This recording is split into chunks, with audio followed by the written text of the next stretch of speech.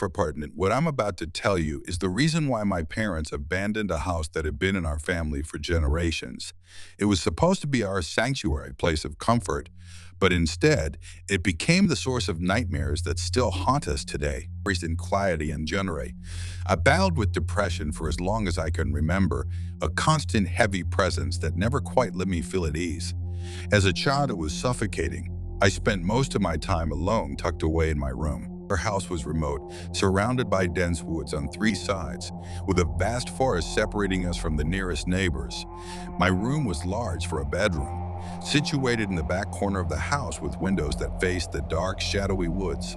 Caused that it was a scary place for a child my age, especially since I was terrified of the dark. Things began to change when I was around 10 years old. It started with something small, my nightlight. It had different color settings, but I always kept it on red. One night, though, I woke up in the middle of the night, which was unusual for me. That's identity. I was so tired that I fell back asleep almost immediately, but before I did, I noticed that my nightlight was a different color, a soft blue. At the time, I didn't think much of it and assumed it was just my imagination. But it wasn't. A week later, I woke up to find the nightlight once again set to a different color, not the red I always used. I asked my parents if they had been messing with it, but they seemed confused and told me they hadn't touched it. They brushed it off as a glitch, and since they knew best, I accepted that explanation. Then one morning, I woke up to see that my nightlight had been unplugged completely. It was just sitting there on the floor. I asked my parents about it again, but they dismissed my concerns and told me to focus on school. My dad even said I was getting too old for a nightlight anyway. A few days later, the nightlight was gone entirely, vanished as if it had never existed.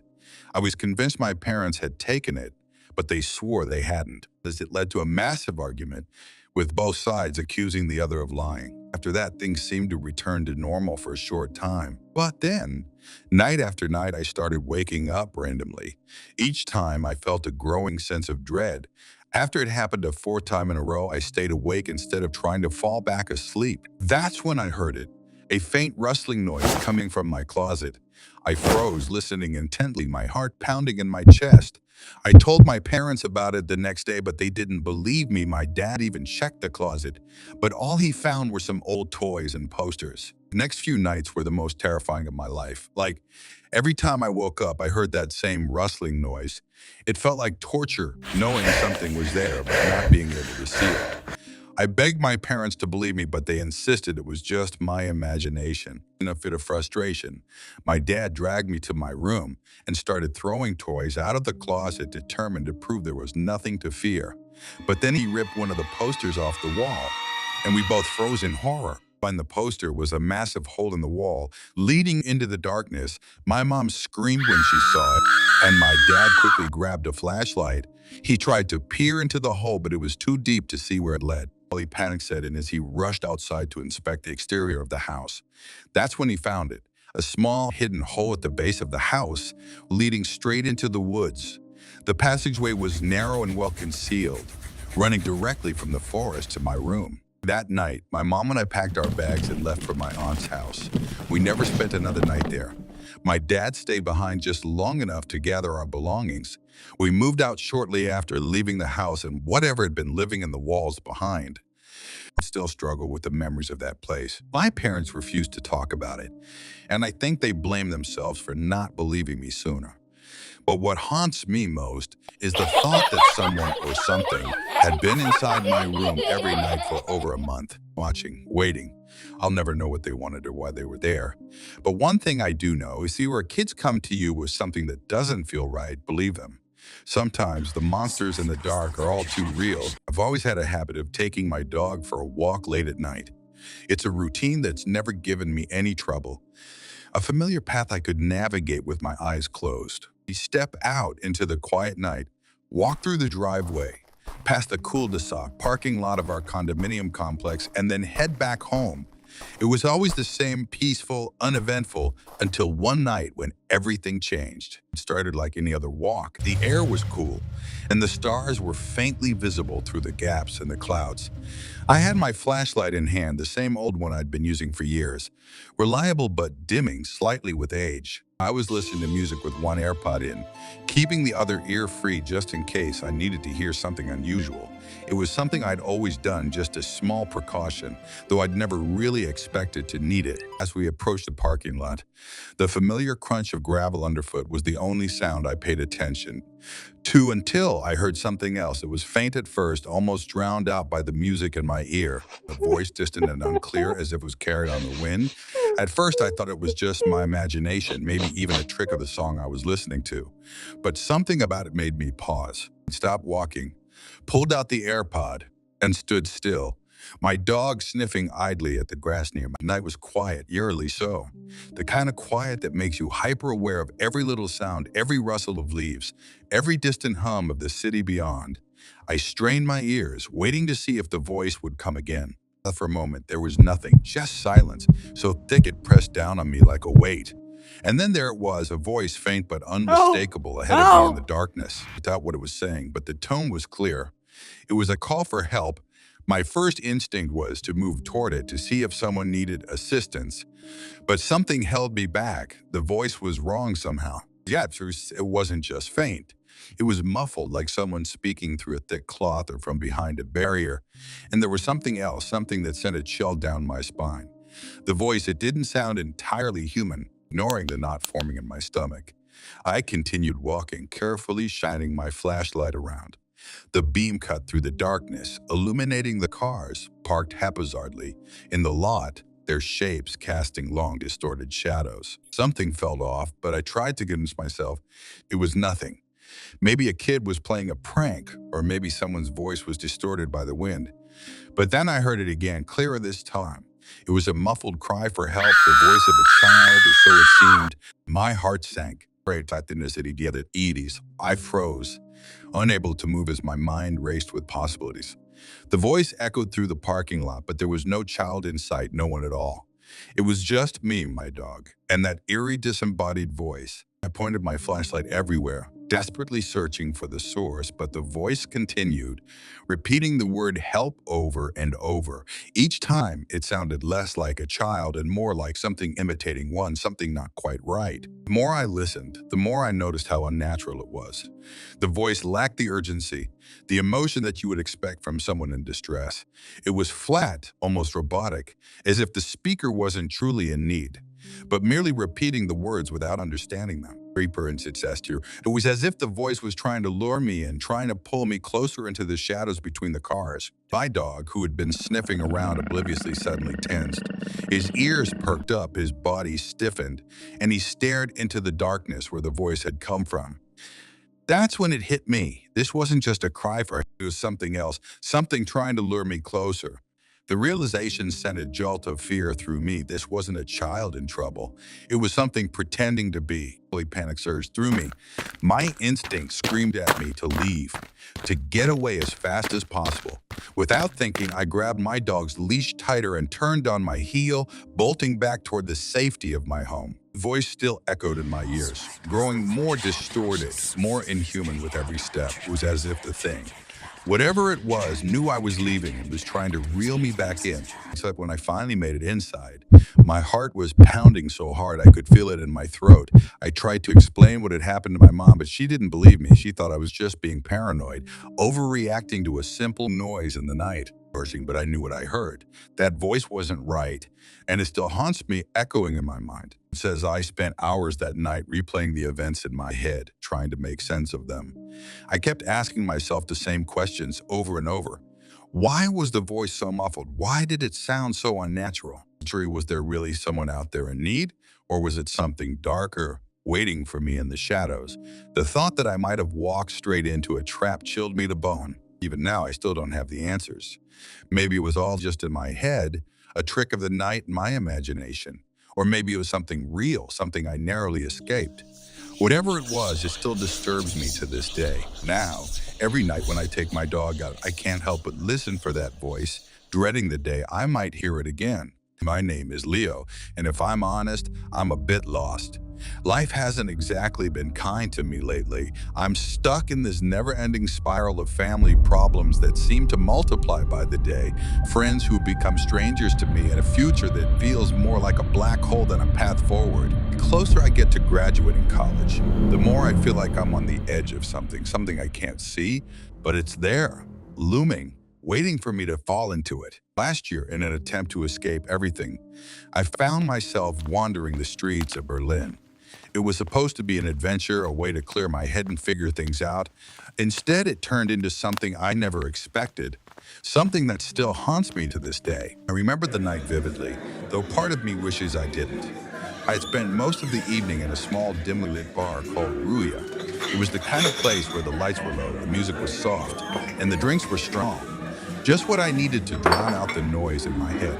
I wasn't looking for anything in particular, just trying to lose myself in the moment, in the city, in the anonymity of being alone in a foreign place. As the night wore on, I realized it was time to head back to my apartment. I reached into my pocket to grab my keys, only to find them missing. My heart sank, of course, on top of everything else. I had to lose my keys. I stumbled out of the bar, the alcohol making my steps unsteady, and tried to retrace my movements, hoping I'd somehow drop them nearby. But as the rain began to fall, I knew it was useless. The city was quickly becoming a blur of wet streets and flickering lights, and my chances of finding those keys were next to nothing. This with no way to get into my apartment and the rain coming down. Harder by the minute, I had to find somewhere to wait out the night. I wandered aimlessly through the empty streets, the cold rain soaking through my clothes and chilling me to the bone. Eventually, I spotted a bridge in the distance, a small, unimpressive structure that offered at least a little bit of shelter from the downpour. It wasn't much, but it was better than nothing. I made my way to the bridge and settled under it, huddling against the cold, damp concrete. The night was eerily quiet, the kind of silence that presses in on you, making you hyper-aware of every little sound. The rain continued to fall in a steady rhythm, and despite the discomfort, I began to feel myself drifting off. That's when I heard them voices, faint at first, but growing louder as they carried across the water. I sat up, peering into the darkness on the other side of the river. It took a moment for my eyes to adjust, but eventually, I could make out the shapes of 5 men standing together near a small boat that was tied to the shore. My breath caught in my throat as I realized what I was seeing. This wasn't just a group of friends meeting up in the middle of the night. The way they moved, the way they talked in hushed, urgent tones, it all felt wrong. I watched, my heart pounding, as briefcases and duffel bags were exchanged between them. I didn't need to understand German to know what was happening. I was witnessing a drug deal, or worse, something far more dangerous. Panic started to set in. I was alone, unarmed, and in the middle of something I had no business being part of. The smart thing to do would have been to leave, to slip away quietly before they noticed me. But fear kept me frozen in place. I didn't want to make a sound, didn't want to draw attention to myself. All I could do was sit there hoping they'd finish their business and leave before they realized I was there. But of course, nothing ever goes that smoothly. Just as I was starting to think I might get out of this without being noticed, one of the men shouted something angrily in German. I couldn't make out the words, but I saw him pull out a gun, pointing it at one of the other men. Everything happened so quickly after that. There was a tense silence, followed by a flurry of movement as the man with the gun began barking orders. The other stripped the man at gunpoint of his clothes, his belongings, everything. It was clear now that this was more than just a drug deal gone wrong. This was a setup, and I was a witness to it. My pulse raced as I realized how much danger I was in. If they found me, there was no telling what they'd do to keep me quiet. My mind raced, trying to figure out my next move. I needed to get out of there, but every instinct screamed at me to stay still, to not draw any attention. I decided to risk it. Moving slowly, I began to inch away from the bridge, trying to make as little noise as possible. But before I could get far, I heard one of the men shout again. I didn't need to understand the language to know what he was saying. There was someone here. They had seen me. My body reacted before my mind could fully process what was happening. I turned and ran, my feet pounding against the wet pavement, my breath coming in ragged gasps. The shouts behind me grew louder, more frantic, but I didn't dare look back. All I could think about was getting away. putting as much distance between myself and those men as possible. I ran until my lungs burned, until my legs felt like they were going to give out beneath me. But I couldn't stop, not with the fear of being caught driving me forward. At some point, I heard one final shout, "Don't shoot," and then nothing but the sound of my own footsteps in the rain. Eventually, my body gave out. I collapsed against the side of a building, my entire body trembling with exhaustion and fear.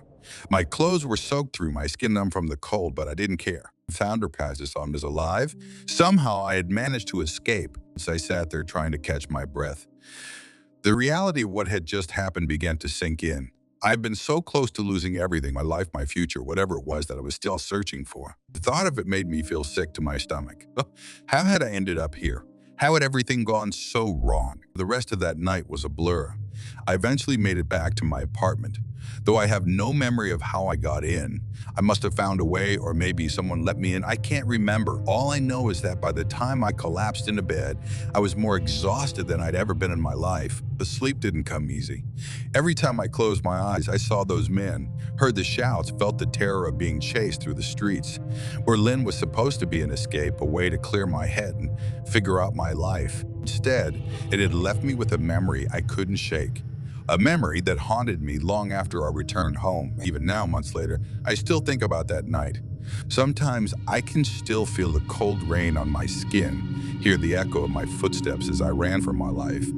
And every time I do, I wonder, am I still running? Just am I still trying to escape something that's always just one step behind me? Maybe I am. Maybe that's why I can't seem to find my way, why everything feels so uncertain. Or maybe that night was a wake-up call, a reminder that life is unpredictable, dangerous, and fleeting. Either way, it's a night I'll never forget. A night that changed me in ways I'm still trying to understand. Chill records say, it was just another ordinary Friday afternoon at Ridgewood High. Or at least it should have been. The hallways were filled with the usual buzz of students wrapping up their week, eager to escape the confines of school and dive into the freedom of the weekend. Lockers clanged as they were slammed shut. Students exchanged hurried conversations, and the scent of the cafeteria's last lunch offering still lingered in the air. A mix of greasy fries and mystery meat was for nanteens. I was walking beside my friend Emma, nodding along as she talked about something that, for the life of me, I couldn't focus on. My mind was too distracted, swirling with the pressures of schoolwork and the tension at home with my foster parents. They weren't exactly the nurturing type, and every interaction with them felt like navigating a minefield.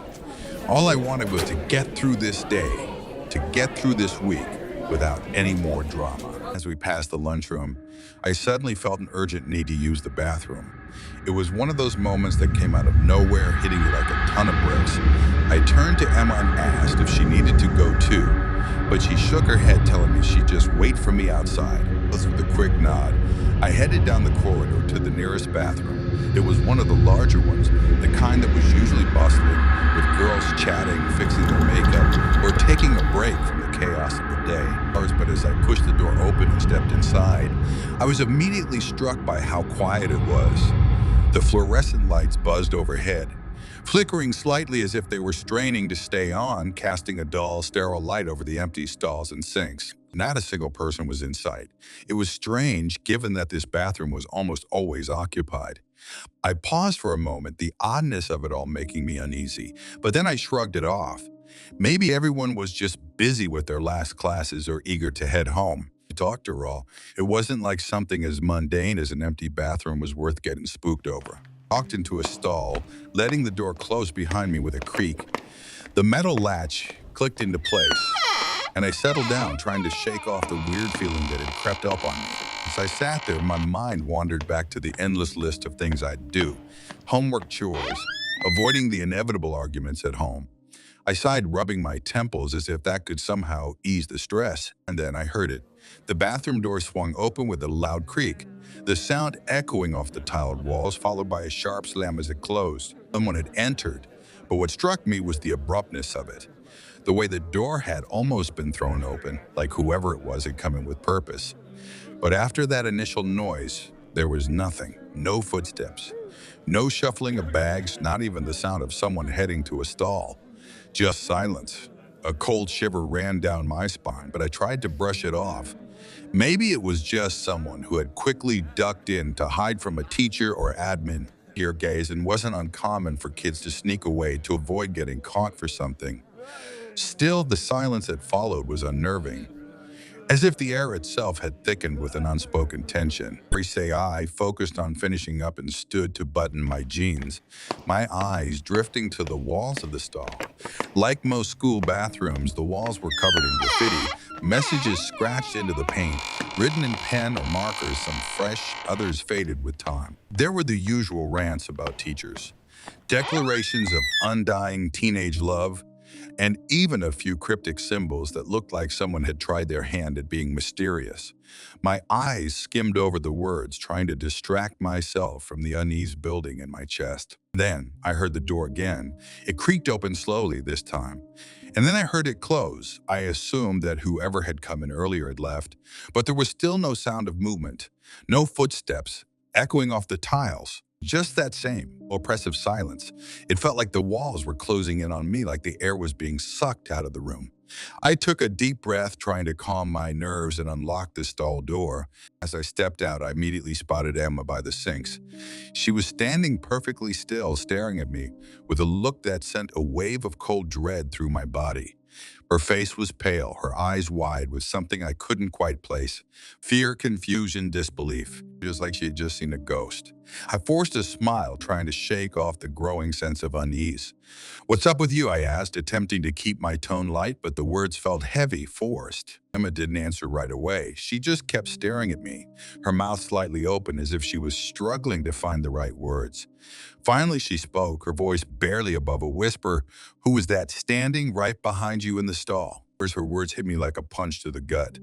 My heart skipped a beat, and I felt the blood drain from my face. "What are you talking about?" I managed to say, though my voice was shaky. There was no one in there with me. But Emma didn't flinch. She didn't laugh or roll her eyes like she was playing a prank. She just stared at me, dead serious. "I came in just before you walked out," she said slowly, her voice trembling. "And I saw someone. There was a figure standing right behind you in the stall. They were so close that their shoes were almost touching yours. I didn't stick around to see more. I just ran out." A wave of nausea hit me as her words sank in. Emma wasn't one to joke about things like this. She was the kind of person who laughed off serious stuff, who made jokes to deflect. But this time there was no humor in her eyes, just pure unfiltered fear. My mind raced, trying to piece together what had happened. I remembered the sounds, the door opening, closing, the silence that followed, but I hadn't heard any footsteps, hadn't felt anyone else's presence in that tiny claustrophobic stall. Yet, the way Emma described it, she was convinced, absolutely certain, that someone had been in there with me. Someone, something I hadn't noticed, that I hadn't felt or heard. I tried to tell her I didn't believe in ghosts, that there had to be some logical explanation. Maybe she had seen a shadow, or maybe it was just her imagination playing tricks on her. But as the words left my mouth, they felt empty, hollow. The truth was, I didn't know what to believe. The fear in Emma's voice, the look in her eyes, it was contagious, seeping into my own thoughts, making me question everything. We left the bathroom quickly, the tension between us palpable. I found a teacher and told her what had happened, hoping for some kind of reassurance, some rational explanation that would dispel the growing dread in my chest. But she just waved it off, saying that Emma was probably just imagining things, that there was nothing to worry about. But I couldn't shake the feeling that something was wrong, terribly wrong. The way Emma had looked at me, the certainty in her voice, it was like a seed of doubt that had taken root in my mind, and no amount of rationalizing could uproot it. Years have passed since that day, but the memory hasn't faded. In fact, it's only grown sharper, more defined, as if time has somehow made it more real, more terrifying. Every time I step into a bathroom alone, I feel that same unease, that creeping sensation that someone is standing just behind me, watching, waiting. It's like a shadow that clings to me, following me wherever I go, a constant reminder that some things can't be explained. that some mysteries are better left unsolved. No matter how much I try to convince myself otherwise, I can never be sure, never truly know if it's just my imagination or if something far more sinister is lurking in the shadows, waiting for the right moment to reveal itself. Was the question lingers gnawing at the edges of my mind. What was that thing standing behind me? A ghost? A figment of Emma's imagination? Or something far worse, something that defies explanation, something that still haunts me to this day? I may never know the answer, but one thing is certain, I'll never forget that moment. That feeling of cold dread that has stayed with me, a dark shadow in the corners of my memory. A couple of weeks ago, my friend and I set out on a voyage we dreamed of for years, a hike on the Appalachian Trail. He's gone now, and I wish we'd never stepped foot onto that path. We live in Tennessee, and all our lives we glanced longingly at the various entries to the trail as we hiked simpler, more beginner-friendly paths. As we neared the end of our college years, we made a promise. Before we got jobs, we'd hike from Tennessee to Maine. John and I set out from the Smoky Mountains with supplies to last 6 months. God, the trail was beautiful. We spent our first day just marveling at the scenery that surrounded us. This is dense, John chuckled, pointing to the canopy of leaves that nearly blotted out the morning sun. I chuckled too, but I felt a shiver I couldn't shrug off. The leaves formed a thick blanket overhead, casting dappled shadows on the forest floor. It was enchanting, yet unnerving. As we trekked deeper into the forest, the sunlight grew dimmer, filtered through the dense foliage above. The air was thick with the scent of pine and damp earth. Each step we took seemed to echo in the silence that enveloped us. It was a serene yet eerie atmosphere. And the further we went, the more I felt a sense of foreboding creeping in. The first few days were magical. We encountered fellow hikers, shared stories, and even exchanged tips on the best spots to camp. The Appalachian Trail community was warm and welcoming, making us feel like we were part of something bigger. But that sense of camaraderie began to fade as we ventured deeper into the wilderness. It was our fifth night on the trail when we saw them for the first time, eyes peering at us through the brush and trees. They were just visible beyond the flickering light of our campfire, glinting ominously in the darkness. At first, I thought it was just an animal, but there was something unsettling about the way those eyes stared at us. Shit, dude, do you see that? John hissed in my ear. He didn't risk pointing, just nudged my elbow gently.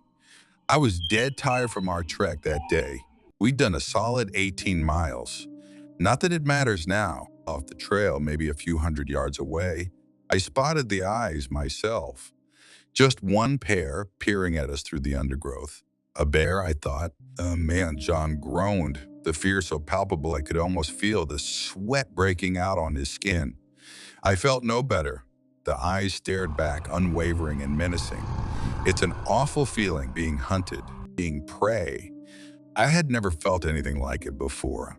It awakened something primal in me, but I felt no courage. We tried to ignore the eyes, telling ourselves it was just a curious animal. But deep down, we both knew something was wrong. That night, I couldn't sleep. Waves of exhaustion tugged at my eyelids, but I'd jump at every sound, worried that the owner of those eyes was creeping up on us. Thin, long fingers stretching out to grip the zipper of my tent. I wondered if it had seen a zipper before, if it knew how they worked. Next morning, we packed up our camp in silence. The encounter from the previous night hung over us like a dark cloud.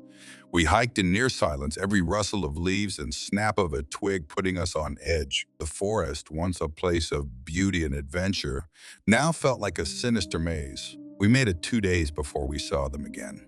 Honestly, John and I had all but shed off the terror of those few minutes. We'd picked back up on our excitement and admiration for the trail. We'd also passed a handful of fellow hikers in those 2 days, which was a godsend for settling nerves. We even stopped and shared a little meal with a lovely couple on our seventh night. They contributed some of their food and we gave some of ours. If nothing else, I think everyone was grateful for a little diversity of taste. Tyler and Sammy were their names. They were from Ohio, somewhere close to Cedar Point, and they'd also been planning their big hike of the trail for quite some time. If you're reading this and they sound familiar, I hope that this brings you any small measure of closure. We've been loving it, Tyler said with a chuckle. Loving is maybe a stretch, Sammy said with a little laugh of her own. I have calluses the size of golf balls on my feet. John and I laughed, enjoying the company of our newfound friends.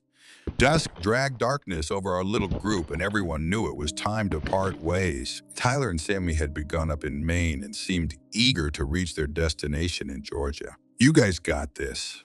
The best part's ahead of you. Tyler turned back and waved as he said this, giving us a little flourish of outstretched arms. Congrats, y'all, Nish shouted back. Even if it was a little bit premature, they had already made it so far down the trail I had zero doubt they'd complete their journey. The very next day, as afternoon turned to evening, John stopped dead in his tracks a few paces ahead of me. What's up, dude? Need a break? I panted. If I'm being honest, I needed one. Shit. John jammed his index finger against his lips and pushed his other hand downward, trying with a ferocity to quiet me down. Safa, shut up, shut up, shut up. The words choked their way through John's nearly clenched jaw. Listen, my heart beat harder and faster than it already had been, but I obeyed. In total silence, John and I listened to the sounds of the darkening woods around us. A gentle crack broke the eerie stillness we'd been experiencing. John pointed immediately in the direction of the sound and looked at me pleadingly. As I heard it, I said barely audible to myself. John must have understood because he looked relieved immediately. A deer maybe, or another bear, I guess. I held the sound of the S and let it slither through the air as a voice cut me short. And then said, you, gad. What did he? John waved his hand viciously through the air, signaling me to stop talking. I'd have been offended if I weren't so afraid. The voice cut through the air again, this time louder, but no fuller. The best part's ahead of you. The phrase put a pain in my gut like food poisoning. I knew that phrase, and I knew who said it, but I did not know this voice. It evoked within me some sort of auditory, uncanny valley which sent waves of goosebumps across my flesh. I could feel a childlike panic overtake my mind. My eyes met John's. He gestured towards the trees. Maybe 50 yards out were the eyes we'd seen 2 days before. My own eyes widened and I shook my head no. I began with a small, almost imperceptible nod, then added vigor as John broke eye contact and stepped in the direction of the voice. John, I'm fucking begging you, right now, do not go over there. John, please fucking please. And we don't fucking know him. I couldn't find a good argument. But I prayed that the desperation which powered my whispers would convince my friend not to respond. Primally, evolutionarily, something in my body thrashed against contact with the voice coming from the woods. John turned to me again and nodded his head. He put his finger to his lips again, gentler this time, and motioned for me to wait. We sat in a sudden but welcome silence. My heart rate normalized, no longer slamming my chest, but still pumping at twice its normal speed. John and I looked around, each of us seeming to cling to that old childhood feeling of, if I simply stay quiet, the monster in my closet won't come out and get me. You guys, G. An inconceivable volume tore through the still woods without looking at each other, John. And I burst into a sprint without a destination in mind. We ran for what felt like 20 minutes. Realistically, it was only 4 or 5, but my lungs writhed in pain beneath my heaving chest. The voice was gone. It had maybe been gone since we first took off. Stephen. John didn't need to say anything else. He coughed, and I thought he might puke into the bushes. Hell, I thought I might. I know, I replied simply. I know. We made a solemn promise to each other that night that we'd make it to the next major departure from the trail one, which would allow us to hitchhike to a town and get the hell out. We both valued the completion of this promise over the breaking of our promise to hike to Maine. I was beyond relieved to see that he was taking those fucking eyes as seriously as I was. John broke both promises. He broke them both in one fell swoop. We chose to start our next day early, desperate to find salvation from the trail. In the early morning light, or the lack thereof, ADS spotted them first, just off the trail again. peering through the trademark fog that earned the Smokies their name. Truth be told, I hoped that John wouldn't notice. I thought that if we just forged ahead, we could ignore them and be off the trail by mid-afternoon. We were almost out of their view when a voice interrupted the sounds of the forest. Tyler. Tyler, I'm scared. Sammy's voice pleaded with the birds and the trees and the dirt. It pleaded with us. It wasn't Sammy's voice, of course, and I knew that. I think John knew it too, but goddamn into hell, he was a fool. Or maybe he didn't know. There's no way to tell at this point. Sammy, is that you? John's voice was a punch to my gut. I turned to watch as he crunched along the underbrush towards the sound. Tyler, please, I'm so afraid. Where did you go? The voice wavered with what sounded like real tears. Sammy, it's John. We met a few nights ago. Is everything all right? Did you guys get lost? John crossed the threshold into the unkempt woods. I stood motionless, my mouth opened and closed over and over. Even the leaves ceased to whisper as I watched my friend move ahead. The eyes were gone. Stephen, get your ass over here. She needs help. Stephen, come on. Follow me, I think I saw her. John peered around some honeysuckle as he ventured deeper into the woods. Finally, I felt my voice give life to my thoughts, albeit some of my stupider ones. I don't think we should go out there. The eyes, I whispered meekly. What? Bro, get over here. I can't even hear you, Jesus Christ. He pushed aside the dense undergrowth and disappeared from my sight. I whimpered. It escaped my lips involuntarily, and I shivered at the sound. I no longer heard Sammy. I no longer heard John. All the sound that remained in the forest was the thumping of my heart and the shifting of leaves overhead.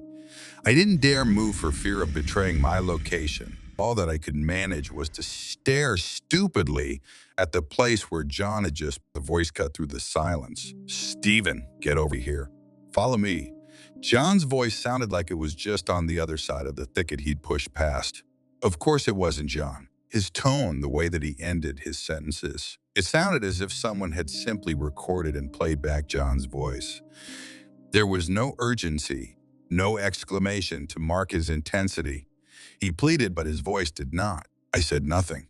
I did nothing. Next came Sammy. So where did you go? The phrase came through identical to how it had only a minute or two ago. I knew that neither Sammy nor John waited for me in the woods, and still I wanted to join them. I wanted to push through the brush and see what hid there. Part of me wanted to die. I was so filled with visceral, inconsolable fear that I would have almost welcomed death just to rid myself of the situation. Maybe it wasn't death even. Maybe. I didn't join my dear friend or whatever it was that had taken him.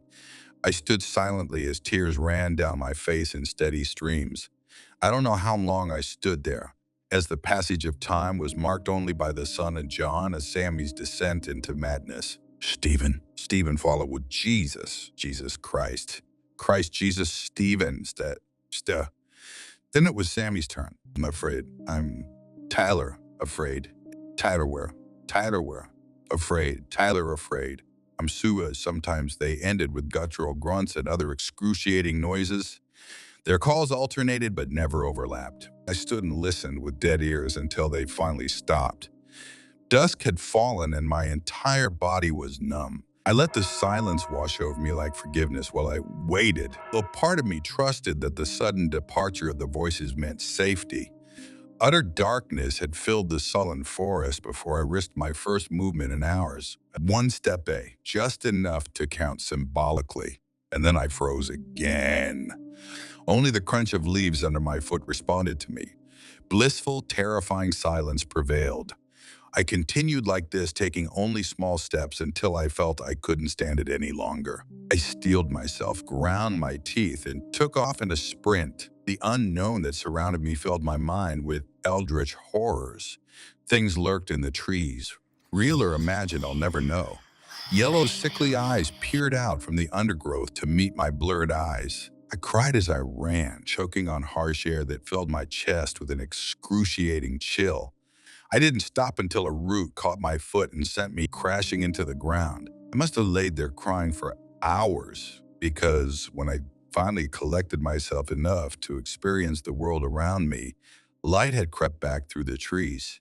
I thank God for this small miracle as I rolled onto my back and looked into the thick blanket of leaves above. I could have tackled him, I thought.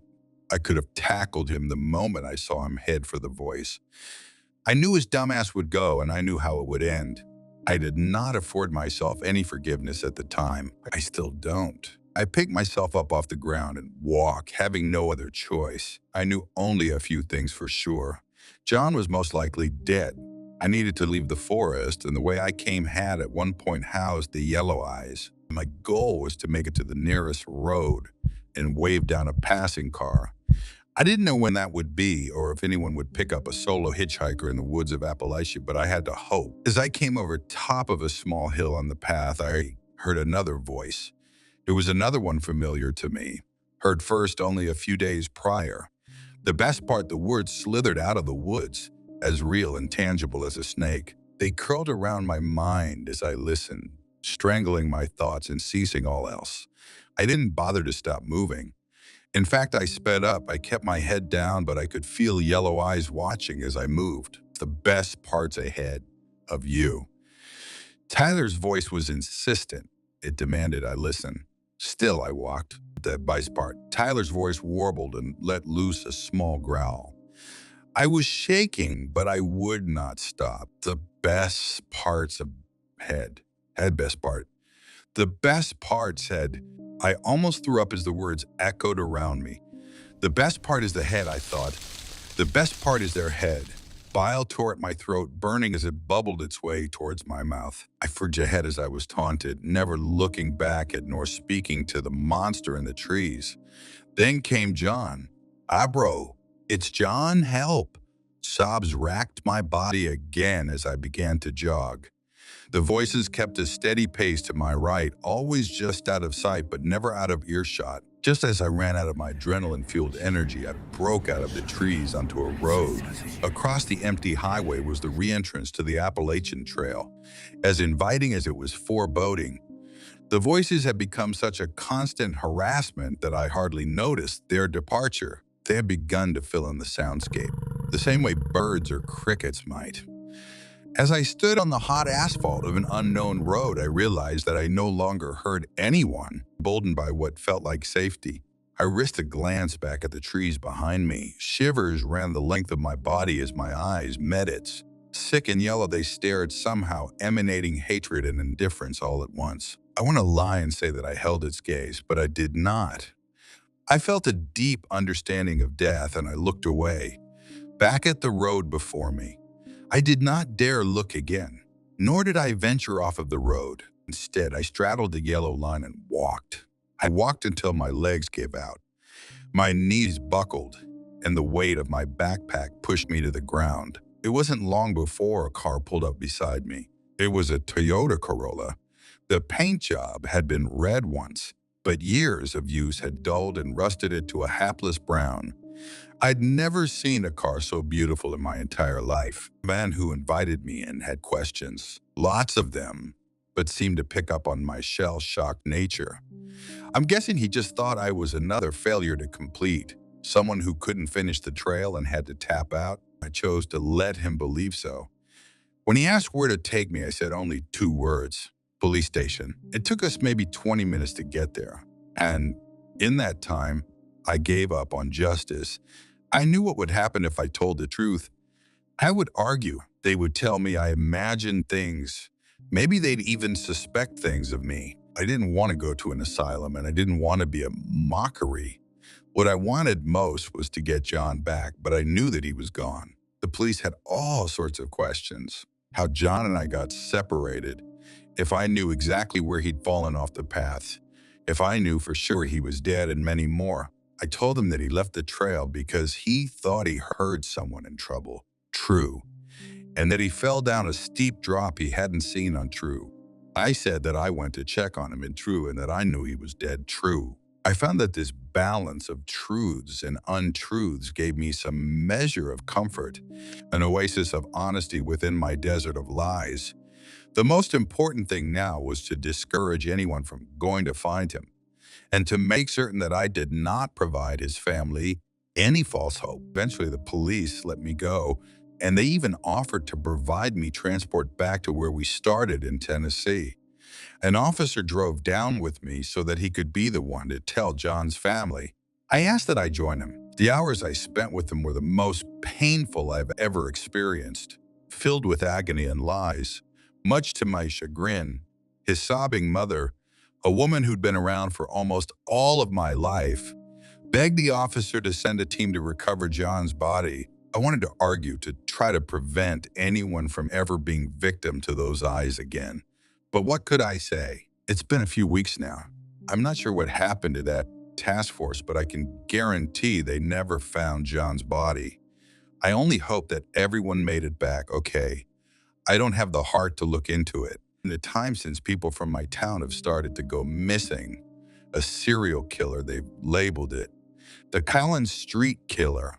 It's in all the papers. First, the nice old lady from down the road, then the kid catty corner from my place. Yesterday, my neighbor joined the growing list. It was my fault. Tom, the guy next door, called me yesterday late into the evening.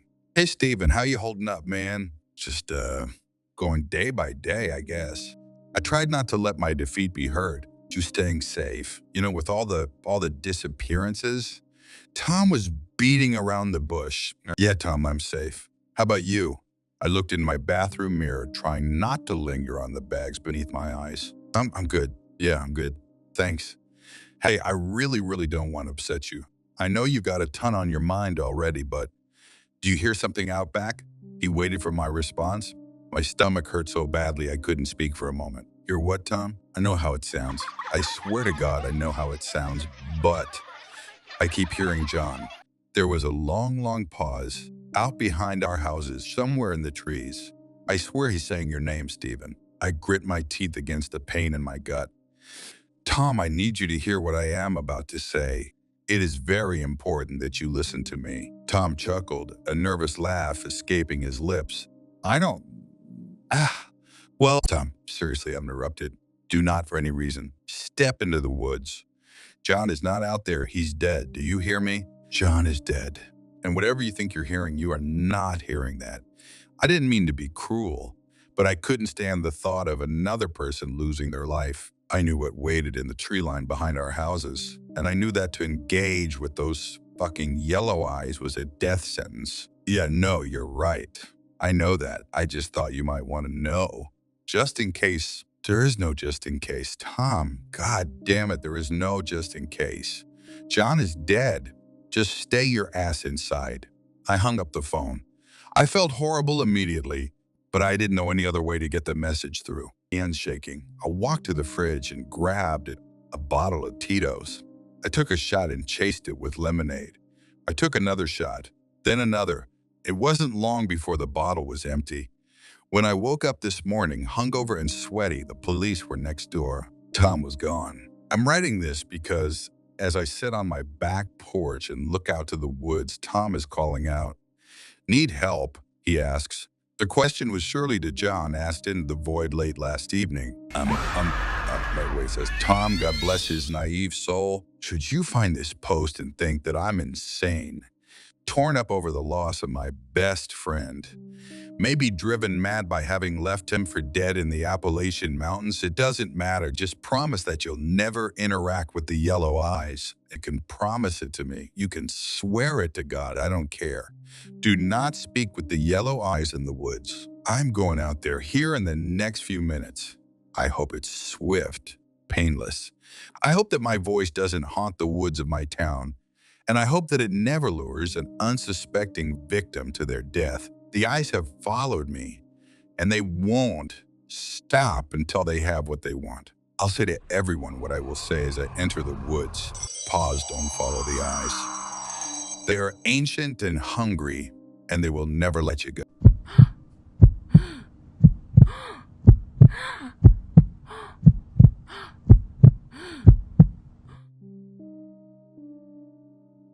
I've always hated camping.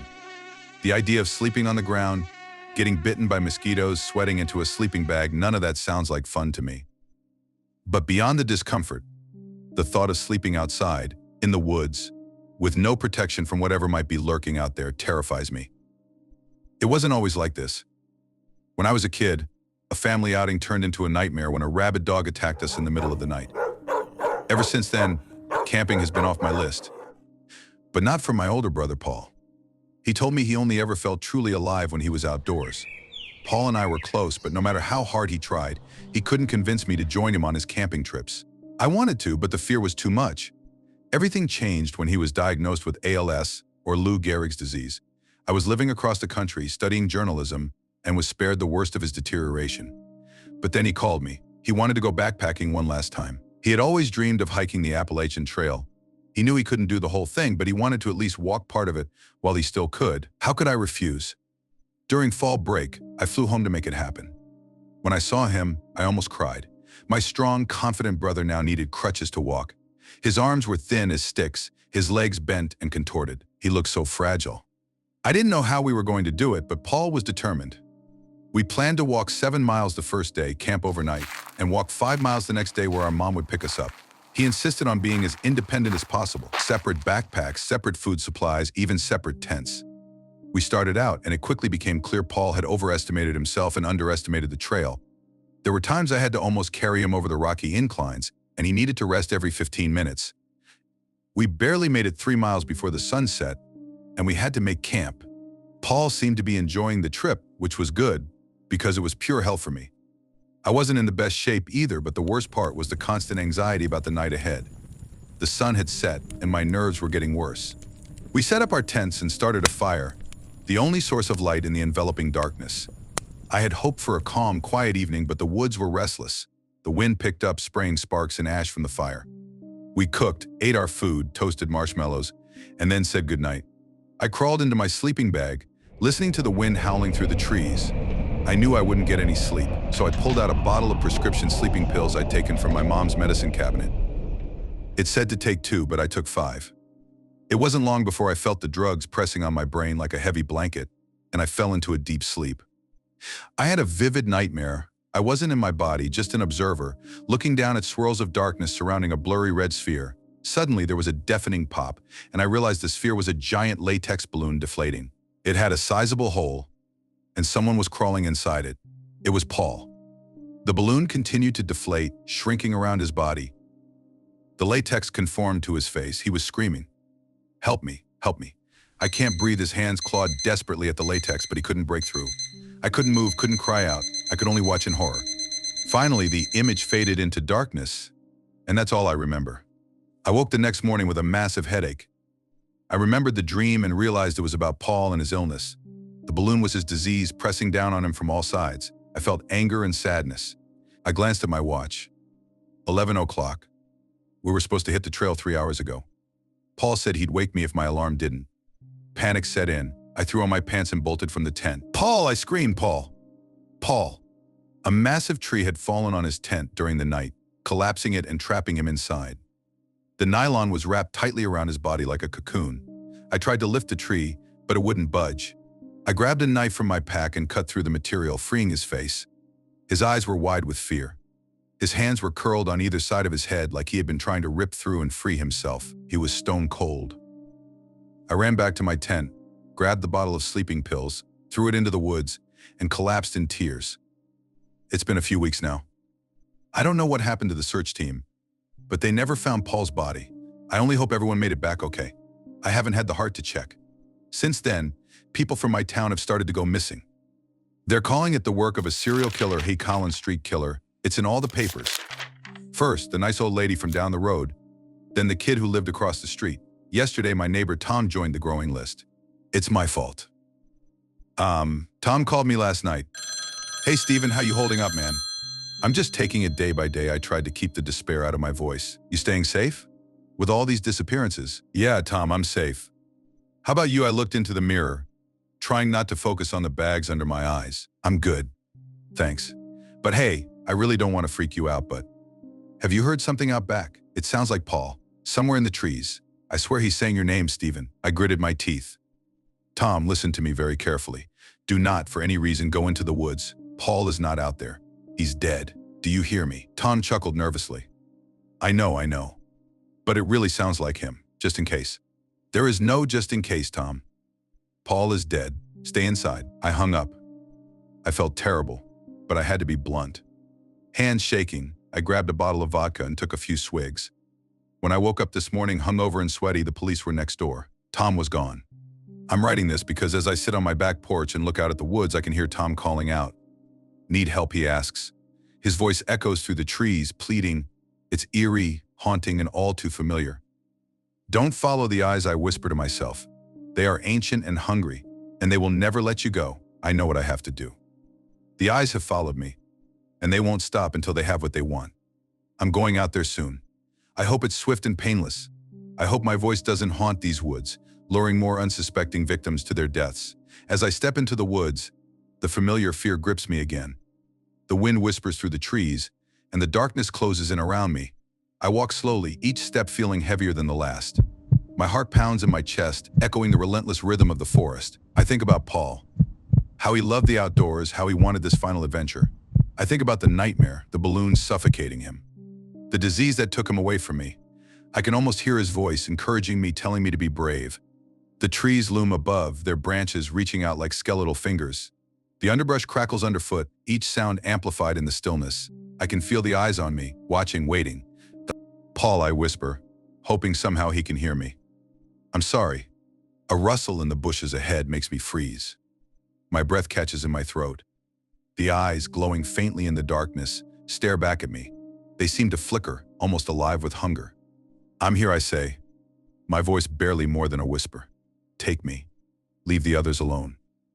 The eyes don't move, but I feel their pull, a magnetic force drawing me closer.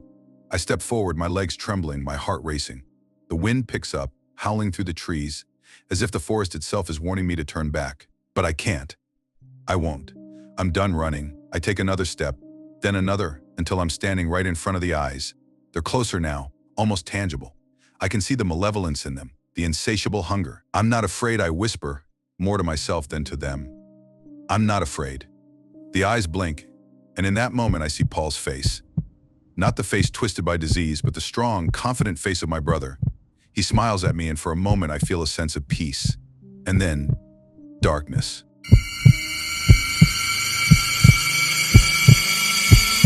It was a Saturday evening, and my wife and I were out with some friends for dinner. There were 5 of us, including my old college friend Terry. Terry had a deep passion for adventure and was always seeking that adrenaline rush, uncovering the mysteries of the world. He lived for the thrill, always pushing boundaries and exploring the unknown. Terry was quite sociable and loved having an audience for his stories. After downing 5 beers, he got into storytelling mode, captivating us with tales of his various travels and the crazy things he did for a thrill. His eyes sparkled with excitement as he recounted his experiences, each one more incredible than the last. We leaned in closer, drawn to his vivid storytelling. One story stood out the most, his diving escapade into the black hole. When I asked if I could record his story for my collection of strange tales, he smiled broadly and waved dismissively, granting permission. The air around us seemed to grow heavier, charged with anticipation. There was a sense that something extraordinary was about to be revealed. Out of the corner of my eye, I noticed my wife sighing and crossing her arms. The rest of the group grew uneasy, their eyes darting around to see if anyone else was listening in, worried about what others might think of us. There was a palpable sense of discomfort, as if we were on the edge of something profound and unsettling. You want to know why? Terry began, his voice dropping to a conspiratorial whisper. Because there's a mystery I wanted to solve. I needed to know what was out there, and what I found in that lake changed me. I can't look at the world, at life, the same way again. What did you find? Asked Officer M, a friend who joined us that evening. I found that we're not the only intelligent beings on this great, big, beautiful planet of ours, Terry replied, his eyes wide with conviction. Of course not, Officer M said, trying to play it cool. I read somewhere that scientists discovered some species of monkeys can make tools to gather food. No, not something like primates, Terry shook his head. I mean, Intelligent beings with advanced technologies, maybe even more advanced than ours.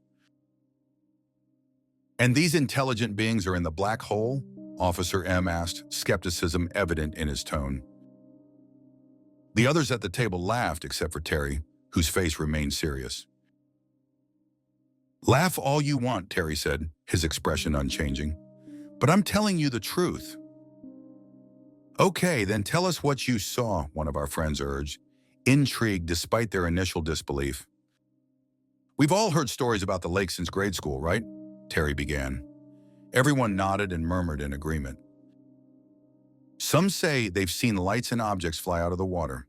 This lake is supposedly like a black hole. No light or sound can penetrate its depths, he continued. Yeah, I know, it's all hearsay and not much proof. If there's proof, the pictures are usually grainy, Officer M interjected.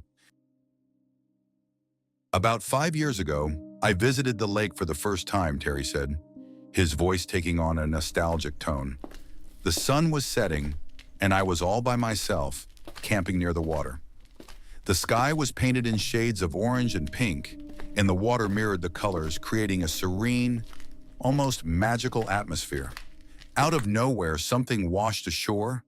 It looked just like a man, completely still. I ran over thinking he was in serious trouble. But it wasn't a man. At first glance, it had a human-like shape, but it was definitely not human. Its skin was dark blue and greenish with a rubbery texture, and it had webbed hands and feet. Its eyes. Those eyes were large, like saucers, and as dark as night. I could see my own reflection staring back at me. The creature's stillness was unnerving, like it was waiting for something. Before I could take a picture, another creature came out of the water and snatched the body away. I was blown away. After witnessing that, I couldn't resist the urge to explore the depths of the black hole. So a few months later, I headed back. This time I packed my scuba gear. Freediving seemed too risky. My buddy Randall joined me on this adventure. He manned the boat while I geared up for the underwater expedition. The lake looked calm and inviting, a stark contrast to the foreboding tale surrounding it. It was going to be one hell of a dive. I was a couple of 100 feet deep when I caught sight of a glimmer of light far below. My curiosity got the better of me, so I decided to go even deeper. The deeper I went, the darker and colder it became. Looking back, it was a dangerous move. The pressure of the water was squeezing me, but those lights drew me in and I couldn't resist. As I descended, the outline of structures resembling buildings took shape. These structures were crafted from crystals and expertly carved from solid rocks. The sight was mesmerizing, like an underwater city straight out of a sci-fi movie. To my surprise, there was a shield covering the entire city. I theorized it was there to protect the city from the water's force, or to conceal it from being detected. I had been diving for almost an hour when Randall started telling me through the intercom to come back up. His voice sounded distant and filled with concern. But then something unbelievable happened. 3 humanoid figures looking eerily similar to the creature I saw on the shore swam up to me. They held sleek metallic spears, which they pointed at me. These beings wore tight-fitting, dark suits and helmets reminiscent of jellyfish. Their movements were smooth and coordinated, like they were part of a single entity. And then they spoke to me. They communicated through telepathy. "Can you lower your voice a bit?" one of my friends whispered urgently. "There are other people around, and they're giving us looks." Terry shrugged dismissively. "Pup, don't mind them. You've had a lot to drink and you're being loud. Just lower your voice," my friend insisted. "I'm telling you something amazing that's changed my life, and you're more worried about how others perceive us," Terry said, a hint of frustration in his voice. "Hey guys, let's not argue," Officer M intervened. "Terry, finish your story. Did these creatures talk to you in English or what?" "No, not in words or a specific language," Terry explained. "It's hard to describe, but I just knew what they wanted to know." "And what was it?" Officer M asked. "They were curious about why I ventured there. What was my purpose? They made it clear the lake was off limits. I couldn't go further into its depths, and if necessary, they wouldn't hesitate to end my life. Their hostility was palpable, their demeanor grave. I had no choice but to rise to the surface, and I had to take it slow, or I'd risk getting the bends. By that point, I had been underwater for a while, and I was starting to feel pretty sick. The cold was seeping into my bones, and I could feel the pressure building around me. I seriously doubted I'd make it out alive. It felt like the black hole was ready to claim me as its next victim. As I ascended, those beings trailed me, but when I finally reached the boat, they had mysteriously vanished. I thought they were gone. The whole area became quiet, dead quiet, no wind, no movement of water. A sense of dread weighed down on us, and even Randall felt something strange was happening, even though I hadn't told him what I saw. The entire area fell into silence. Not a whisper of wind, not a ripple in the water. It was like the world was holding its breath, waiting for something bad. I could feel it in my bones, this overwhelming sense of dread pressing down on us. It was suffocating. Even Randall, who had no idea what I had witnessed, sensed something was off. But how could I put into words the terror that gripped me? As the silence stretched on, I wondered if it was already too late. All we could do was wait. "So, what happened?" Officer M prompted. "Our boat, it was torn apart, split right down the middle as if it were made of paper. Those being spears could slice through metal like butter. At the tip of those spears was an electric charge. It crackled and sparked as they swung those deadly weapons. The air itself seemed to tremble with their power. And when they struck our boat, it was chaos, destruction. In an instant, we were left stranded, helpless in the middle of nowhere. We had to swim back to land. The water was freezing, and every stroke felt like I was pushing through molasses. But halfway through, exhaustion hit me like a ton of bricks, and everything started to blur. My limbs were heavy, and my vision was tunneling. I was on the verge of passing out, my body giving up on me. The lake felt like it was pulling me down, eager to claim another victim.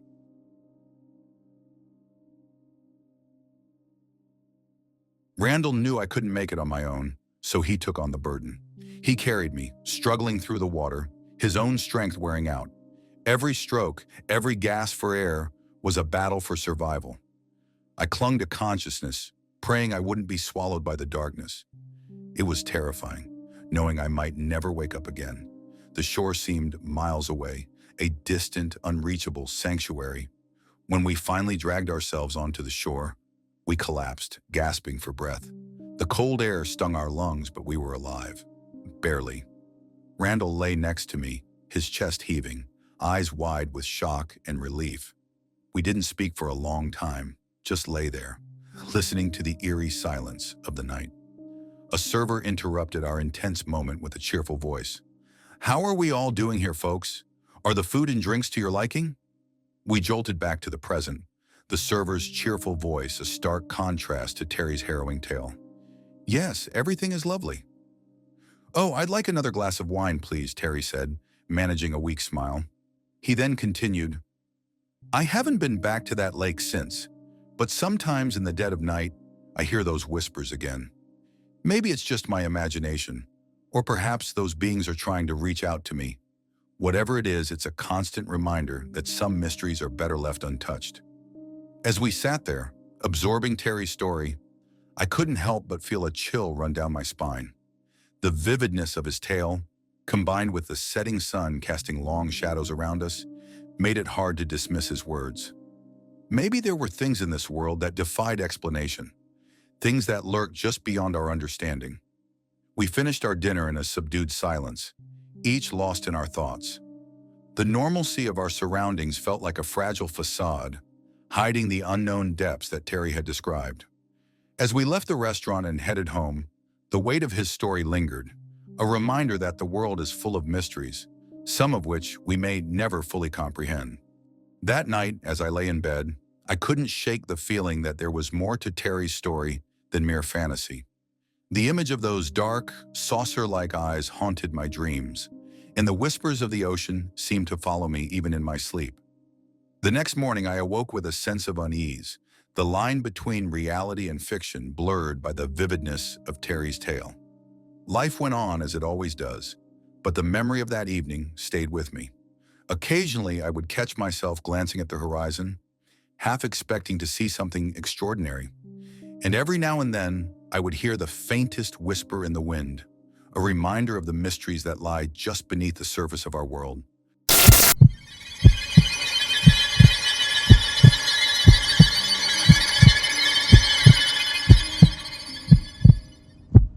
It's always been my sanctuary, but this summer, it became my nightmare. I never imagined that a place so peaceful could harbor something so terrifying. It all began on the 8th day of our stay at the beach house Matt had rented for us. I remember the evening vividly, the sky painted in hues of orange and pink, the gentle sound of waves crashing against the shore, and the distant rhythmic beam of the lighthouse cutting through the approaching dusk. It was supposed to be another idyllic night in our secluded paradise.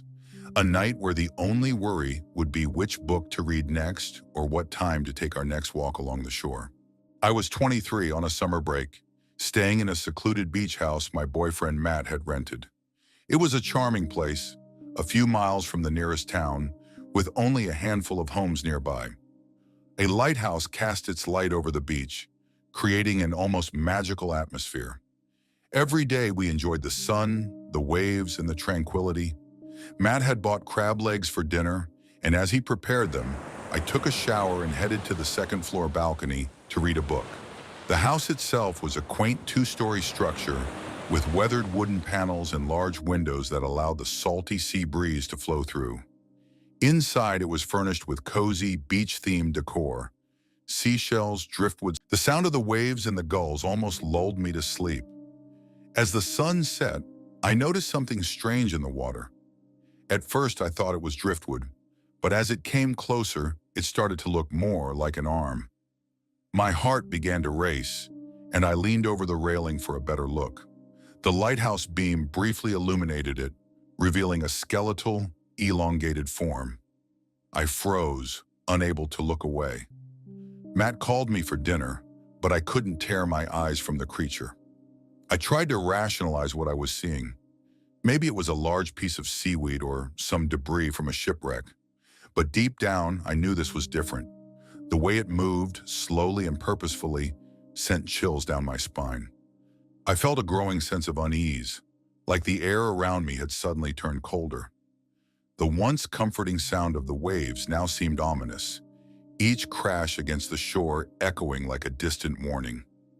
I could feel my pulse quicken, the hairs on the back of my neck standing on end. It was as if the beach, my sanctuary, had suddenly turned against me, revealing a dark, hidden side I had never imagined. The creature's form was hard to discern in the dim light, but its presence was unmistakable. It seemed to slither and crawl, its limbs moving in unnatural ways. The longer I watched, the more I felt a creeping dread, a primal fear that urged me to flee. But I couldn't move. I was rooted to the spot, my eyes fixed on the monstrosity emerging from the sea. Each moment stretched into eternity as the creature slowly made its way onto the beach, its body glistening with seawater under the faint light. I finally snapped out of my trance and rushed downstairs to tell Matt. "There's something in the water," I said, my voice shaking. He tried to calm me, but when he saw the fear in my eyes, he followed me back to the balcony. The creature was still there, dragging itself onto the beach. It was huge, at least 10 feet long, with countless eyes scanning the area. "Get your gun, Matt," I whispered, my voice barely audible over the pounding of my heart. We both stared in horror as the creature's many eyes seemed to lock onto our position. Its movements were jerky and unnatural, as if it was struggling against an invisible force. The way it moved on those spindly limbs reminded me of a grotesque puppet, controlled by some unseen hand. My mind raced with questions. What was it? Where did it come from? And most terrifyingly, why was it here? Each unanswered question only fueled my growing dread. The creature's presence felt like an intrusion into our world, a reminder that the ocean, vast and unexplored, still held secrets beyond our understanding. Matt grabbed his gun, his face pale with fear. "Stay behind me," he ordered, his voice tense. We watched as the creature continued to drag itself along the beach, its eyes never leaving us. I could hear my own heartbeat, loud and fast in my ears. The world around us seemed to fade away, leaving only the terrifying reality of the monster inching closer and closer. We watched in horror as the creature began to follow our earlier path along the beach. It seemed to be sniffing the sand, tracking our scent. "Hurry!" I urged Matt as the creature drew closer. He ran to get his gun, and I locked the balcony door, praying it would hold. The dragging sound grew louder, and then it stopped. The creature was right below us. Matt aimed his gun, but before he could fire, the creature let out a bone-chilling screech. It was a sound that seemed to pierce my very soul. Matt fired a shot, but the creature vanished into the darkness. The screech echoed in my ears long after it had stopped, leaving a heavy silence that was even more unnerving. I could feel the vibrations of its movement through the floor, each step sending a jolt of fear through my body. Matt stood frozen, his eyes wide with disbelief. "What was that thing?" he muttered, more to himself than to me. The air around us felt charged with electricity, as if the very atmosphere was waiting for something to happen. Every creak of the house, every whisper of wind through the cracks seemed amplified, turning our once cozy refuge into a prison of fear. The creature's screech had been otherworldly, a blend of high and low tones that made my skin crawl. It was a sound that seemed to resonate deep within my bones, awakening a primal terror I hadn't known existed. Matt's hands were shaking as he reloaded the gun, his movements quick and desperate. "Stay here," he said, his voice firm but tinged with fear. He stepped out onto the balcony again, gun at the ready. I could see the determination in his eyes, but also the fear. We both knew that whatever was out there wasn't something we could easily fight off. We stayed up all night, too terrified to sleep. When morning came, we cautiously went outside to investigate. The sand was marked with deep drag lines, leading from the water to the house and back. The walls beneath the balcony were gouged as if by enormous claws. "We're leaving," Matt said, and I nodded in agreement. We packed our things and left, abandoning the remaining days of our vacation. As we drove away, I couldn't shake the feeling that we were still being watched. Every creak of the car, every shadow that flitted across the road, made my heart skip a beat. The sense of relief I expected to feel as we put distance between us and the beach house never came. Instead, a nagging fear lingered, whispering that this wasn't over. The memory of those eyes scanning the beach with a hunger that felt almost sentient haunted me. I knew that whatever that creature was, it had our scent, and I dreaded the thought that it might one day follow us. Even the bright sunlight of the new day couldn't dispel the shadow that had been cast over my heart. Matt drove in silence, his knuckles white as he gripped the steering wheel. I could see the tension in his jaw, the way his eyes darted to the rearview mirror, as if expecting to see the creature following us. I clutched my seatbelt, my mind replaying the events of the previous night over and over. What was that thing? Where had it come from? And why had it targeted us? These questions gnawed at me, each one a thorn in my mind that refused to be removed. We didn't speak much during the drive. The weight of what had happened hung heavily between us, an unspoken acknowledgement of the horror we had faced. I glanced at Matt, seeing the strain on his face, the fear that mirrored my own. We had escaped, but the experience had left us scarred. The beach, once a place of joy and relaxation, had become a nightmare that we couldn't escape, even miles away. As we drove away, I glanced back at the beach. The lighthouse beam swept over the water, and for a moment I thought I saw it again, lurking just beneath the waves.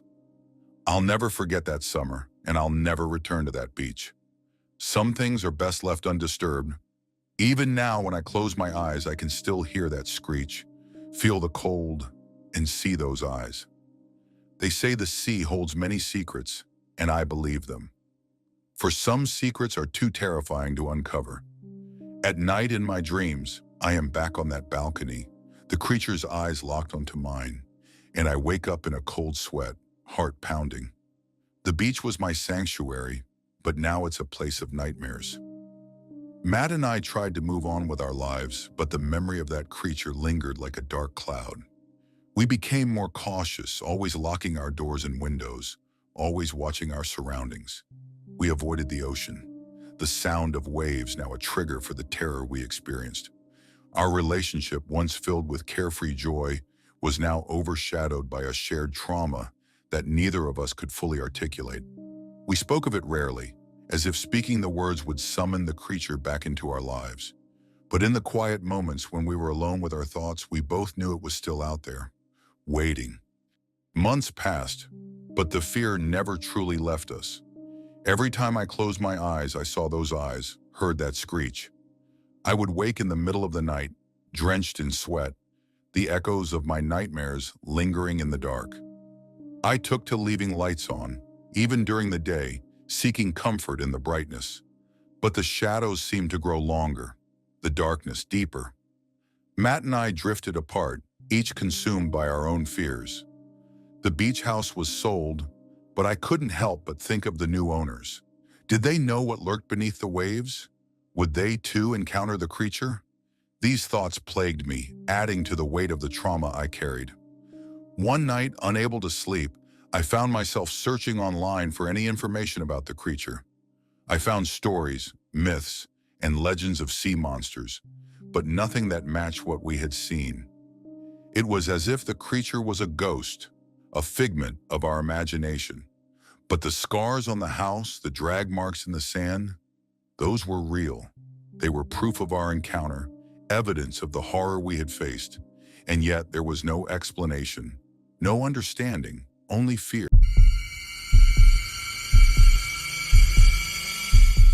Memories are ghosts. That's all that's left here. The beach house is empty, lifeless, dead. Devoid of occupants, it is nothing more than wood, nails, and paint. T.S. Eliot said, "Home is where one starts from, but this is where it ends." Instead of music and laughter, there is stillness, quiet except for the ocean's dull rumble, calling out from over the dunes. What was once a calming soundtrack to our weekends here now bubbles in the distance with a low menace. "Come to us," it says. I scowl at the horizon. "Knock it off, you son of a bitch." Out of habit, I fill the kettle, place it on the stove, and ignite the gas burner. Luckily, the big canister at the front end of the house still has some gas. All I need now is a tea bag and a cup. I search through the cupboards.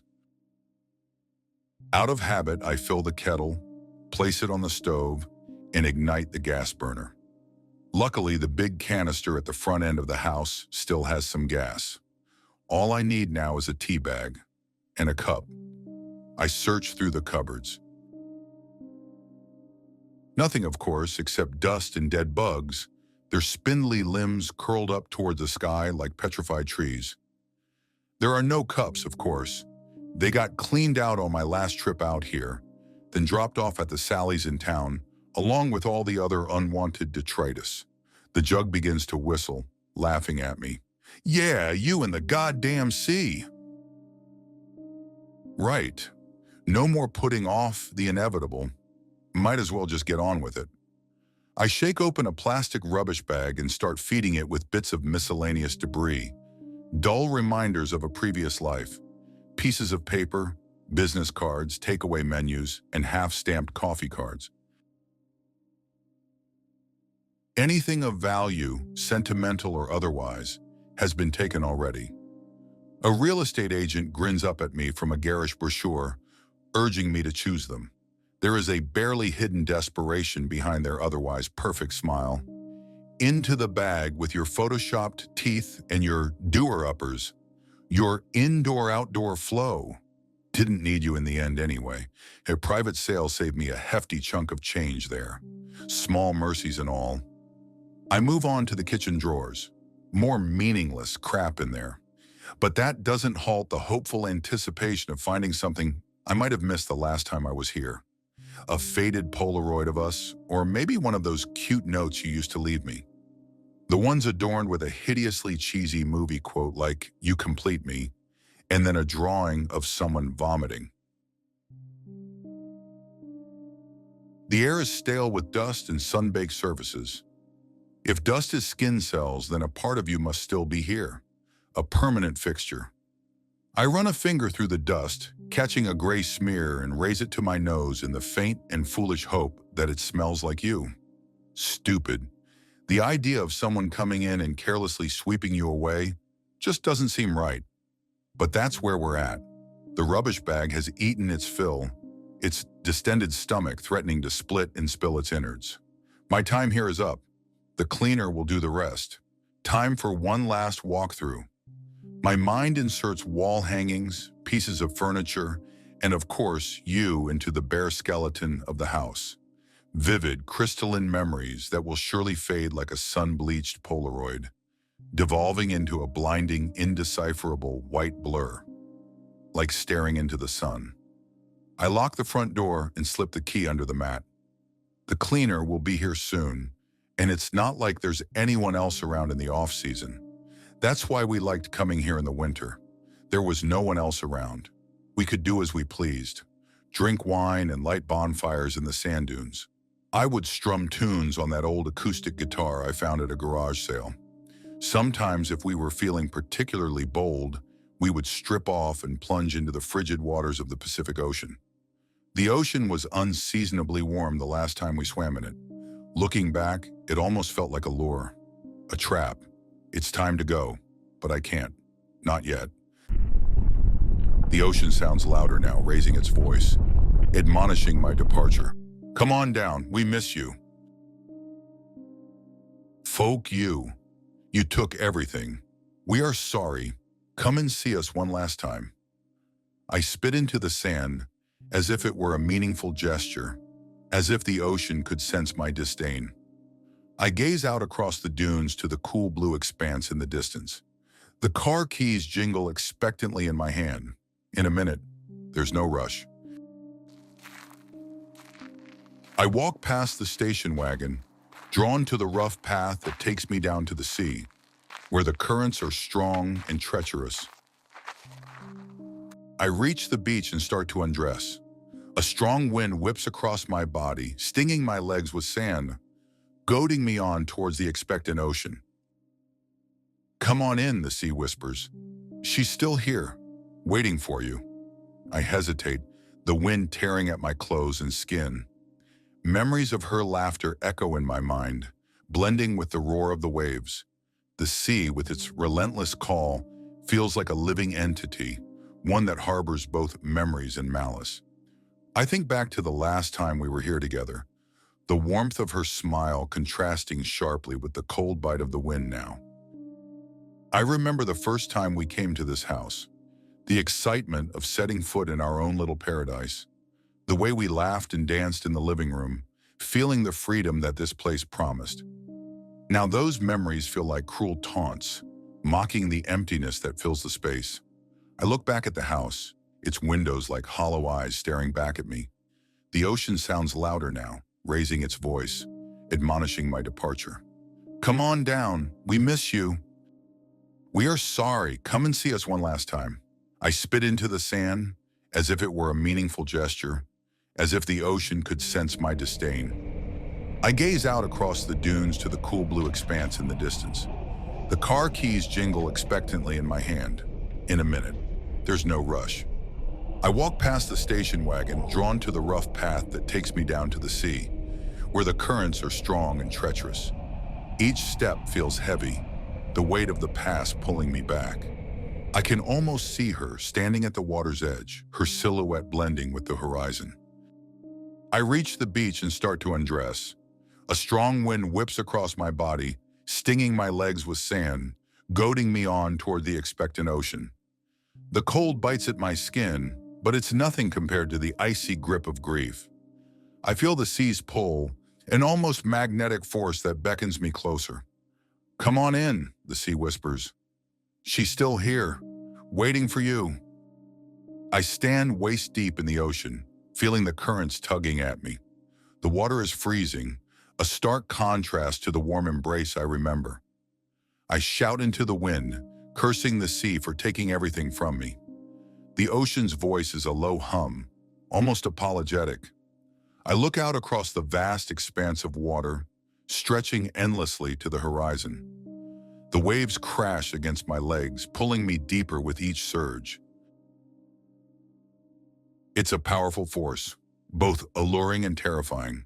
I can almost hear her voice in the wind, soft and comforting, but also urging me to let go. The ocean seems to understand my pain, its whispers mingling with the cries of seagulls overhead. I reach the beach and start to undress. A strong wind whips across my body, stinging my legs with sand, goading me on towards the expectant ocean. "Come on in," the sea whispers. "She's still here, waiting for you." I hesitate, then turn back to the shore. Confronting the ocean won't bring you back. The sea may hold our memories, but it also holds danger.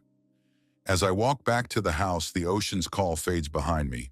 I lock the door one last time, leaving the key under the mat. Driving away, I glance back at the house and the ocean beyond. As I was about to call the police, I noticed the front door was slightly open. I knew I had locked it before I went to bed. With trembling hands, I stepped forward and peered through the gap, my heart racing. The darkness inside seemed to swallow the light from my phone. Suddenly, a figure darted out from the shadows and I stumbled back, falling to the ground. By the time I looked up, the figure was gone, and the door was wide open, swaying slightly in the wind. I scrambled to my feet and slammed the door shut, locking it again. That night, I didn't sleep a wink, constantly checking the door, knowing that whatever or whoever it was might come back. In the rearview mirror, the beach house stands silent, but the ocean still whispers, promising that this is not the end. "She's still here, waiting for you," it murmurs, leaving me with an unsettling feeling that I might one day return to the abandoned shore. As I drive away, the road winds through the familiar landscape, the same route we took so many times together. Each turn brings a flood of memories, moments of joy and sorrow intertwined. The trees lining the road seem to reach out, their branches like skeletal fingers, reminding me of what I've lost. The sky darkens, clouds gathering as if in mourning, casting long shadows that dance across the pavement. The radio plays softly, a melancholic tune that mirrors my mood. I glance at the passenger seat, half expecting to see her there, smiling back at me. But it's empty, just like the house we once filled with love and laughter. The emptiness is suffocating, a void that no amount of time can fill. I grip the steering wheel tighter, trying to focus on the road ahead, but my mind drifts back to the moments we shared. I remember the bonfires on the beach, the way the flames danced in her eyes, reflecting the warmth of her spirit. We would sit for hours talking about everything and nothing, the stars above us a silent witness to our dreams. The ocean song was a constant companion, its rhythm matching the beat of our hearts. Now that song feels like a dirge, a lament for what once was. The car's headlights cut through the gathering gloom, illuminating the path ahead. But the memories continue to haunt me, each one a ghost that refuses to be exorcised. I think about the last time we swam in the ocean, how we held each other close, the water around us a protective cocoon. It was unseasonably warm, almost as if the sea itself was trying to comfort us. But now that warmth feels like a cruel trick, a false promise that everything would be okay. I pull over to the side of the road, needing a moment to gather my thoughts. The engine idles, a steady hum that contrasts with the chaos in my mind. I take a deep breath, the air heavy with the scent of rain. The first drops begin to fall, splattering against the windshield, a prelude to the storm that is brewing. I watch as the raindrops race each other, merging and splitting, a dance that mirrors my own turmoil. The rain intensifies, drumming against the roof of the car, a relentless reminder of the passage of time. I close my eyes, letting the sound wash over me, hoping it can cleanse the pain that has taken root in my heart. But the memories are stubborn, clinging to me like the mist that envelops the road. I open my eyes and see her face in the raindrops, each one a fragment of a moment we shared. I know I can't stay here forever, trapped in the past. I have to keep moving forward, even if it feels like I'm leaving a part of myself behind. I put the car in gear and continue down the road, the rain a constant companion. The wipers struggle to keep the windshield clear, their rhythmic motion a metronome that sets the pace for my thoughts. Each sweep brings a new memory, a reminder of what I've lost and what I must learn to live without. The road ahead is long and uncertain, but I know I must face it. The ocean's whispers may call to me, but I can't let them pull me under. I have to find my own way, even if it means walking alone. The storm rages on, but I find solace in the knowledge that I carry her with me, in my heart and in my memories. And maybe one day, the ghosts will find peace, and the whispers will fade, leaving only the echoes of a love that was once strong and true. Jennifer and her friends had been eagerly awaiting this vacation for months.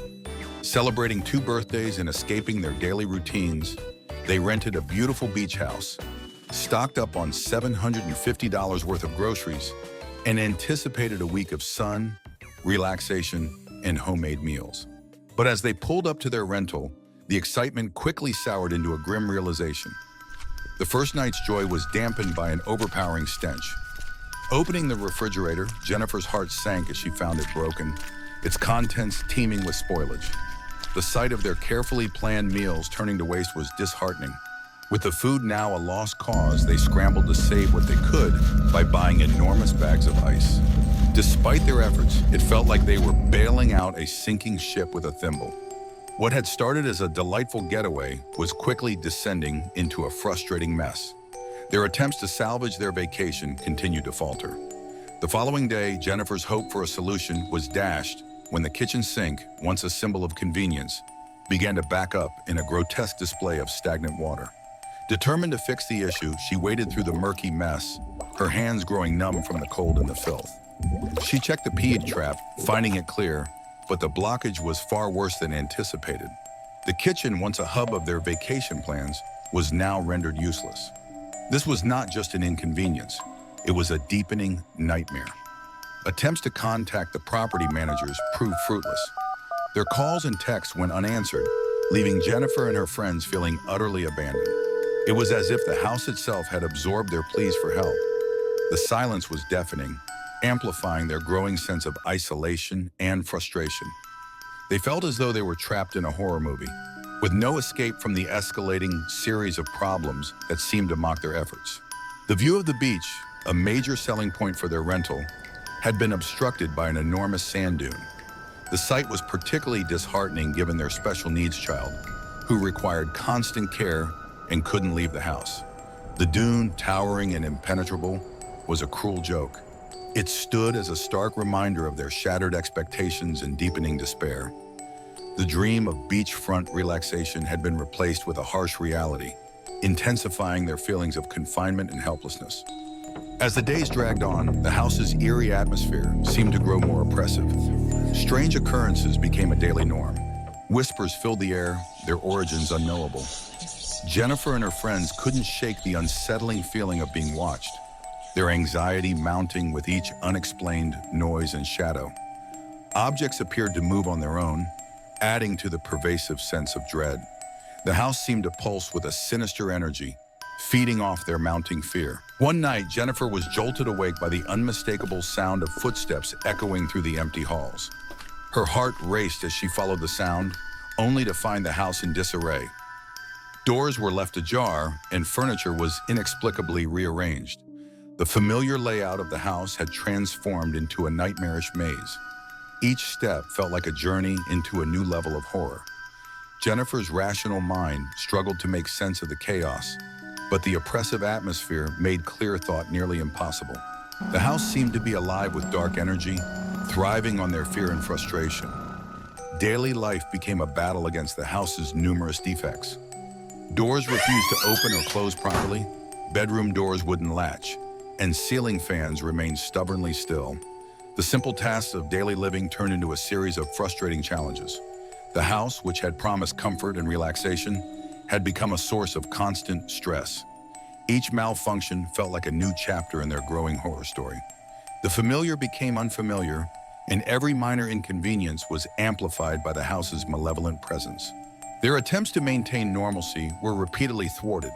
The constant noise of dripping water, unexplained creaks, and eerie whispers took a toll on their sanity. The house seemed to feed on their anxiety, making every minor issue feel like a major crisis. The once joyous group of friends was now a collection of frayed nerves and simmering tensions. The shared experience of their nightmare had created a rift among them, with each person feeling the weight of their collective misery. As the vacation drew to a close, the sense of dread became overwhelming. The house's sinister atmosphere seemed to intensify as their departure approached. Shadows lengthened and twisted into grotesque shapes, and every creak of the floorboards felt like a final warning. The thought of leaving was a bittersweet relief. The ordeal they had endured left them exhausted and haunted. The house's malevolent presence and the numerous issues they had faced would linger in their memories as a dark reminder of their harrowing experience. Preparing to leave, Jennifer and her friends couldn't shake the sense of unease that clung to them. The beach house, with its broken promises and eerie ambiance, had become a symbol of their failed escape. The unresolved mysteries and lingering doubts about the property cast a long shadow over their departure. The house's oppressive energy and the myriad issues they encountered left a lasting impression. Their story, marked by mounting frustration and pervasive dread, serves as a chilling testament to the hidden terrors that can lurk behind even the most promising facades. Driving away, Jennifer and her friends felt a profound sense of relief mixed with lingering fear. The beach house, with its numerous flaws and sinister presence, had become a haunting symbol of how quickly paradise can transform into a nightmare. The unresolved mysteries and lingering anxieties about the property remained a dark reminder of their ordeal. The vacation, which had begun with such promise, had ended as a nightmarish experience. The house's haunting presence and the chilling events they faced would forever mark their story as a chilling reminder of the unexpected horrors that can emerge from even the most anticipated getaways. As they glanced back at the beach house one last time, Jennifer and her friends shuddered. The house, with its oppressive atmosphere and eerie occurrences, had left an indelible mark. The vacation, which had started with such hope, had ended in a harrowing ordeal. The house's haunting presence and the unresolved issues they faced remained a chilling testament to the dark side of their experience. The shadows of their nightmarish stay would forever linger in their minds, a stark reminder of how easily paradise can devolve into a living nightmare. The echoes of their terrifying experience continued to reverberate long after they had left. The beach house, with its broken promises and eerie presence, had become a powerful symbol of the darkness that can lurk behind even the most ordinary exteriors. Jennifer and her friend's vacation had transformed into a chilling reminder of how quickly a dream can become a prison of fear and frustration. The unresolved mysteries and lingering fears about the property cast a dark shadow over their lives, leaving them with a story that would forever be marked by their harrowing experience. The beach house, now a distant but haunting memory, served as a stark reminder of the hidden dangers that can lurk in the most unsuspecting places. Jennifer and her friend's ordeal had left them with a story filled with mounting tension, fear, and frustration. The lingering sense of unease and the unresolved mysteries about the property ensured that their vacation would be remembered as a chilling and unforgettable experience. The final reflections on their vacation were tinged with a deep sense of dread and disbelief. What had begun as a joyous escape had turned into a nightmarish ordeal, marked by broken promises and a pervasive sense of fear. The beach house, with its sinister atmosphere and countless issues, had become a symbol of their unsettling experience. Their story, now a chilling testament to the unexpected horrors that can emerge from even the most anticipated getaways, would remain with them long after they had left. It was the summer of 2009, and the sun blazed with an intensity that felt almost deliberate, as if nature itself was punishing me. The oppressive heat seemed to cling to every inch of my skin, each bead of sweat a reminder of my discomfort. The beach, with its endless expanse of golden sand and relentless waves, was my personal nightmare. I longed for the cool embrace of cloud-covered skies, a refuge from the glaring sun that was now my prison. Forced into this sun-drenched purgatory by my family's whims, I struggled to find solace amid the bright, cheerful chaos. The beach, which was supposed to be a place of relaxation and joy, felt like an unending gauntlet of heat and sand that drained my energy and patience. My family was the quintessential image of Californian perfection.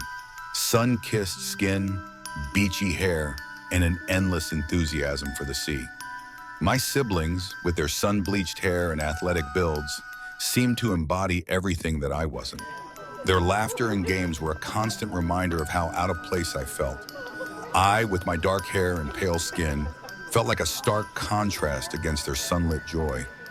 My presence seemed like a shadow, unwanted and out of place in their sun-soaked world. They danced in the waves and played beach volleyball, while I, an unwilling participant, retreated to the shade with a book, seeking refuge in fictional worlds far removed from the one that surrounded me. Their cheerful banter was a constant reminder of my own disconnection.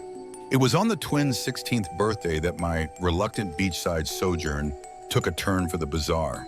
Despite my protests, I was dragged to the shore, forced to endure the sun's harsh glare while I clung to an Edgar Allan Poe novel. The irony of reading about dark, brooding tales while surrounded by the glaring light of the Californian beach was not lost on me. It provided a grim sort of comfort, a sanctuary of darkness amidst the blinding brightness. As the sun set and the once lively beach became a quiet, oppressive space, a sense of dread began to settle over me. The horizon bled into shades of orange and purple, casting long, eerie shadows that seemed to stretch toward me with an almost sentient intent. Twilight descended with a heavy, almost palpable darkness. The joyful noise of the beach was replaced by an unsettling silence, broken only by the rhythmic crashing of the waves. Around 2 a.m. I was jolted from my restless slumber by an eerie scratching sound. It started faintly, almost like a distant whisper, but soon grew into a deep, guttural growl that seemed to seep through the walls. The sound was not just disturbing, it felt alive, as if it was trying to claw its way into my very soul. My heart raced as I lay in bed, paralyzed by a primal fear. Every creak of the house seemed amplified in the silence, each thud of the waves against the shore like a metronome marking the passage of my terror. The stench that followed was a horrifying assault on my senses, a nauseating mix of rotting fish and brine that seemed to fill the room. It was as though someone had dumped the entire catch of the day right onto my bed, the scent so overpowering that it felt like it was suffocating me. My attempts to convince myself it was just a nightmare were futile. The growling continued, now joined by the unnerving sound of something sniffing just outside my door, a sinister reminder that I was not alone. I tried to steady my breathing, but the smell seemed to wrap around my throat like a vice, making each breath a struggle. Shadows danced across the walls, twisted and distorted by the dim light from the hallway, creating shapes that seemed almost too purposeful in their movement. I mustered the courage to investigate, creeping through the darkened house. The creature's voice was a chilling, guttural rasp that seemed to echo from a dark, forgotten place. It spoke in fragmented phrases that reverberated with a dreadful clarity. Water, death, mine, ripping, tearing, eating, good meat. Each word was a grim declaration of its predatory intent. The creature's fangs dripped with the blood of my family, a grotesque testament to its savagery. The sight was both horrifying and mesmerizing, a living nightmare that defied any attempt at rational explanation. The blood-streaked walls, the torn remnants of clothing, and the scattered personal belongings created a grotesque tableau of horror. I could almost see the echoes of the violence, the splashes of blood, and the desperate struggle that had taken place. The moonlight filtered through the windows, casting shifting, sinister shadows on the walls. The creature that awaited me in the hallway was beyond comprehension, a grotesque fusion of human and something far more terrifying. Its body was a grotesque parody of movement, writhing and pulsating with a rhythm that was both hypnotic and horrifying. Tentacles and appendages moved in a nauseating dance, and its eyes, dark and malevolent, seemed to swirl with an ancient, malevolent intelligence. The air grew colder, the darkness denser, as the creature's presence seemed to sap the warmth from the room. The very fabric of reality felt like it was warping around it, distorting perception and time.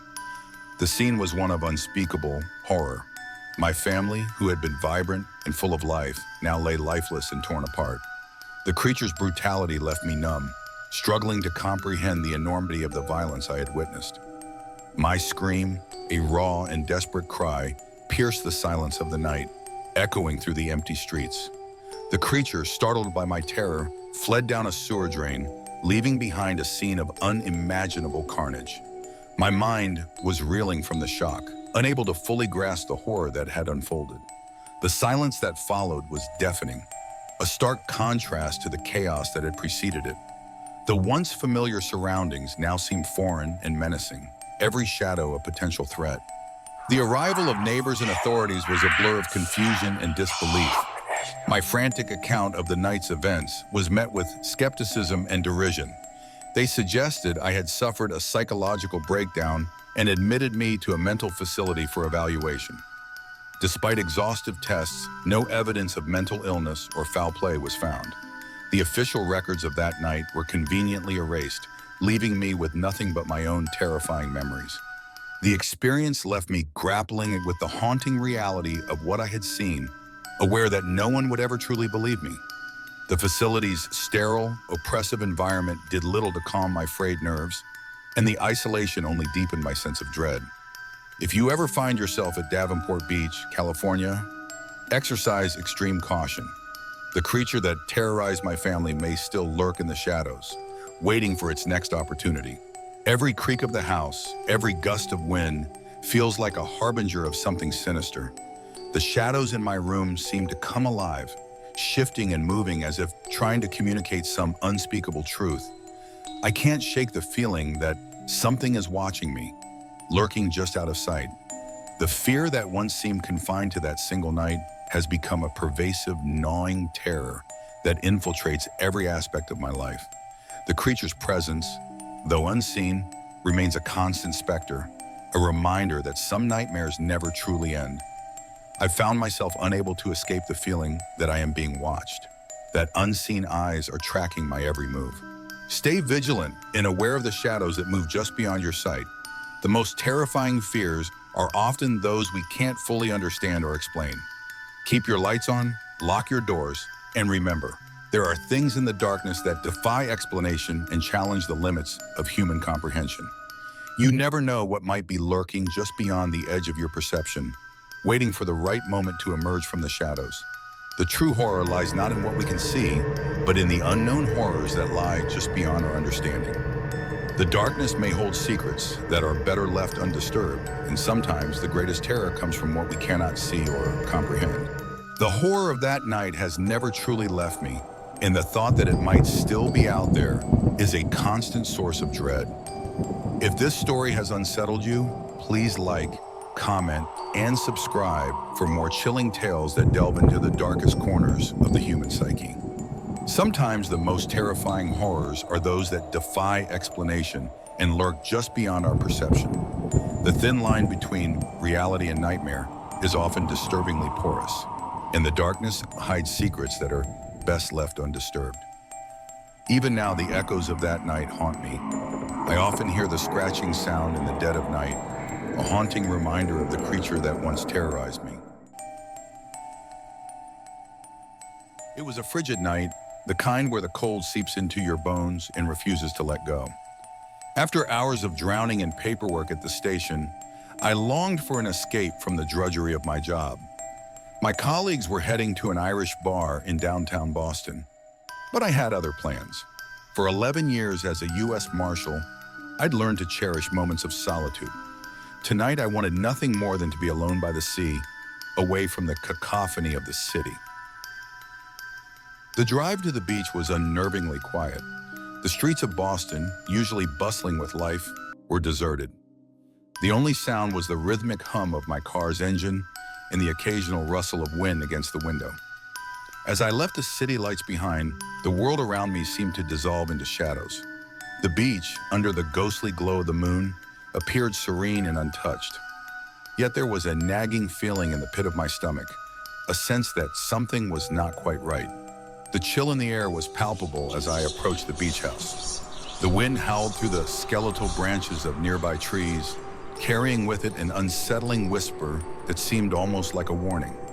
The waves crashed violently against the shore, their sound amplified by the quiet night, creating an eerie, almost symphonic backdrop to my growing sense of unease. Arriving at the beach house, I was struck by its desolate appearance.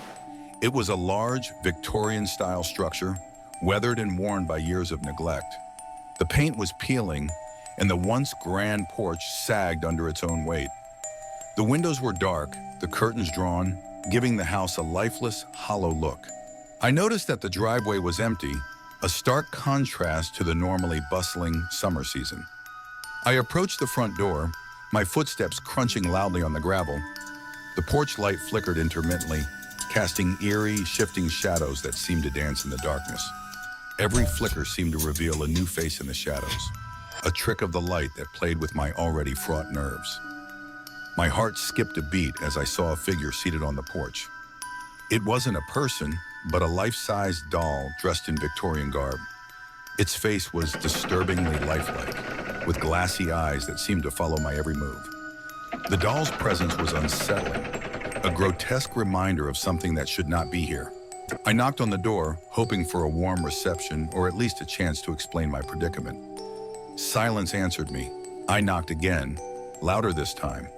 The door creaked open slightly, revealing an interior shrouded in darkness.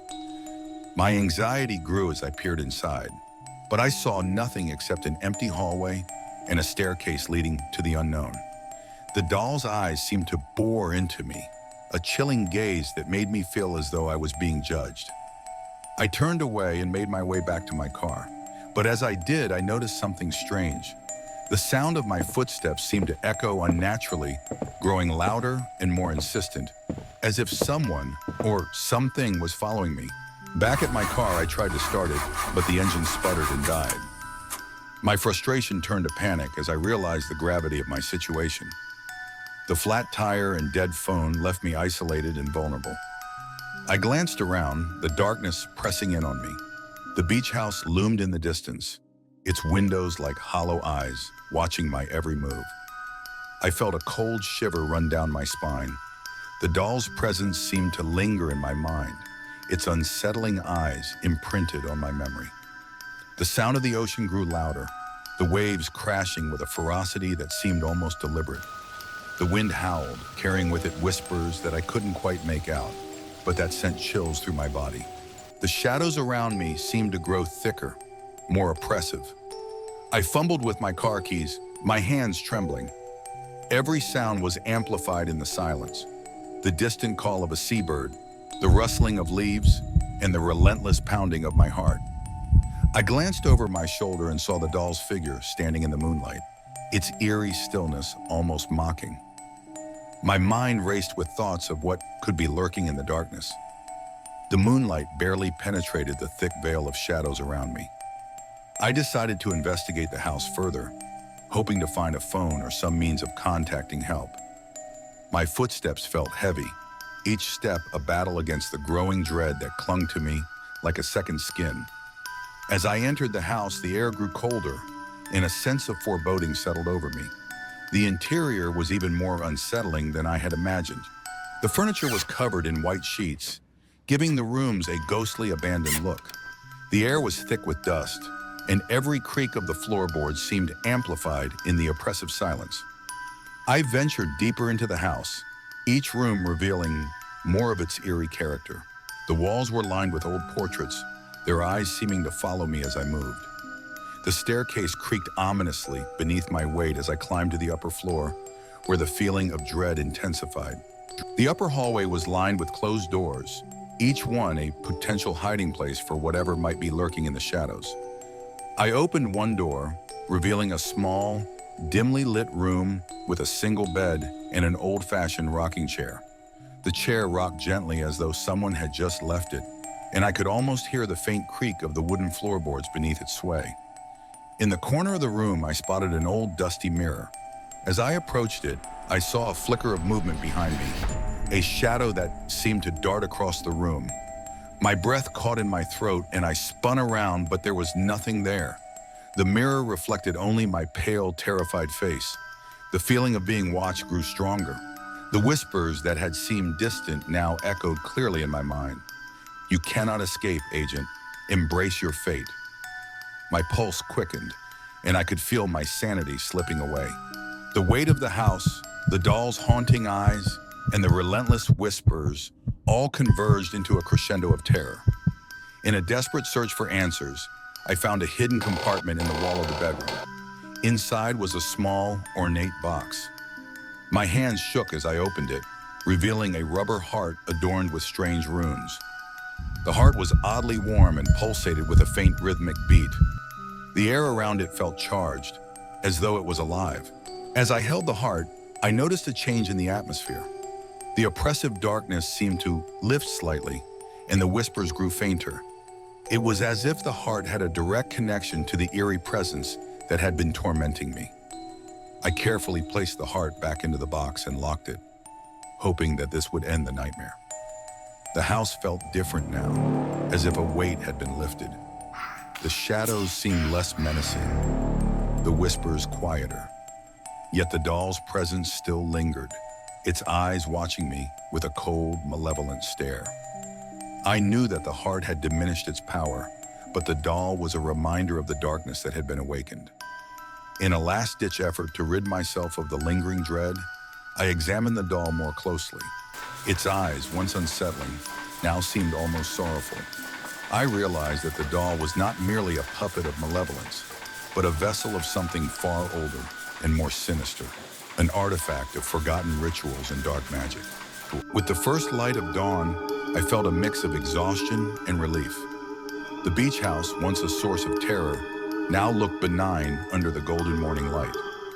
The doll was still there, its eerie presence now seemingly harmless.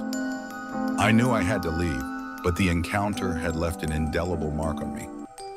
I retrieved the box containing the cursed heart and made my way back to my car.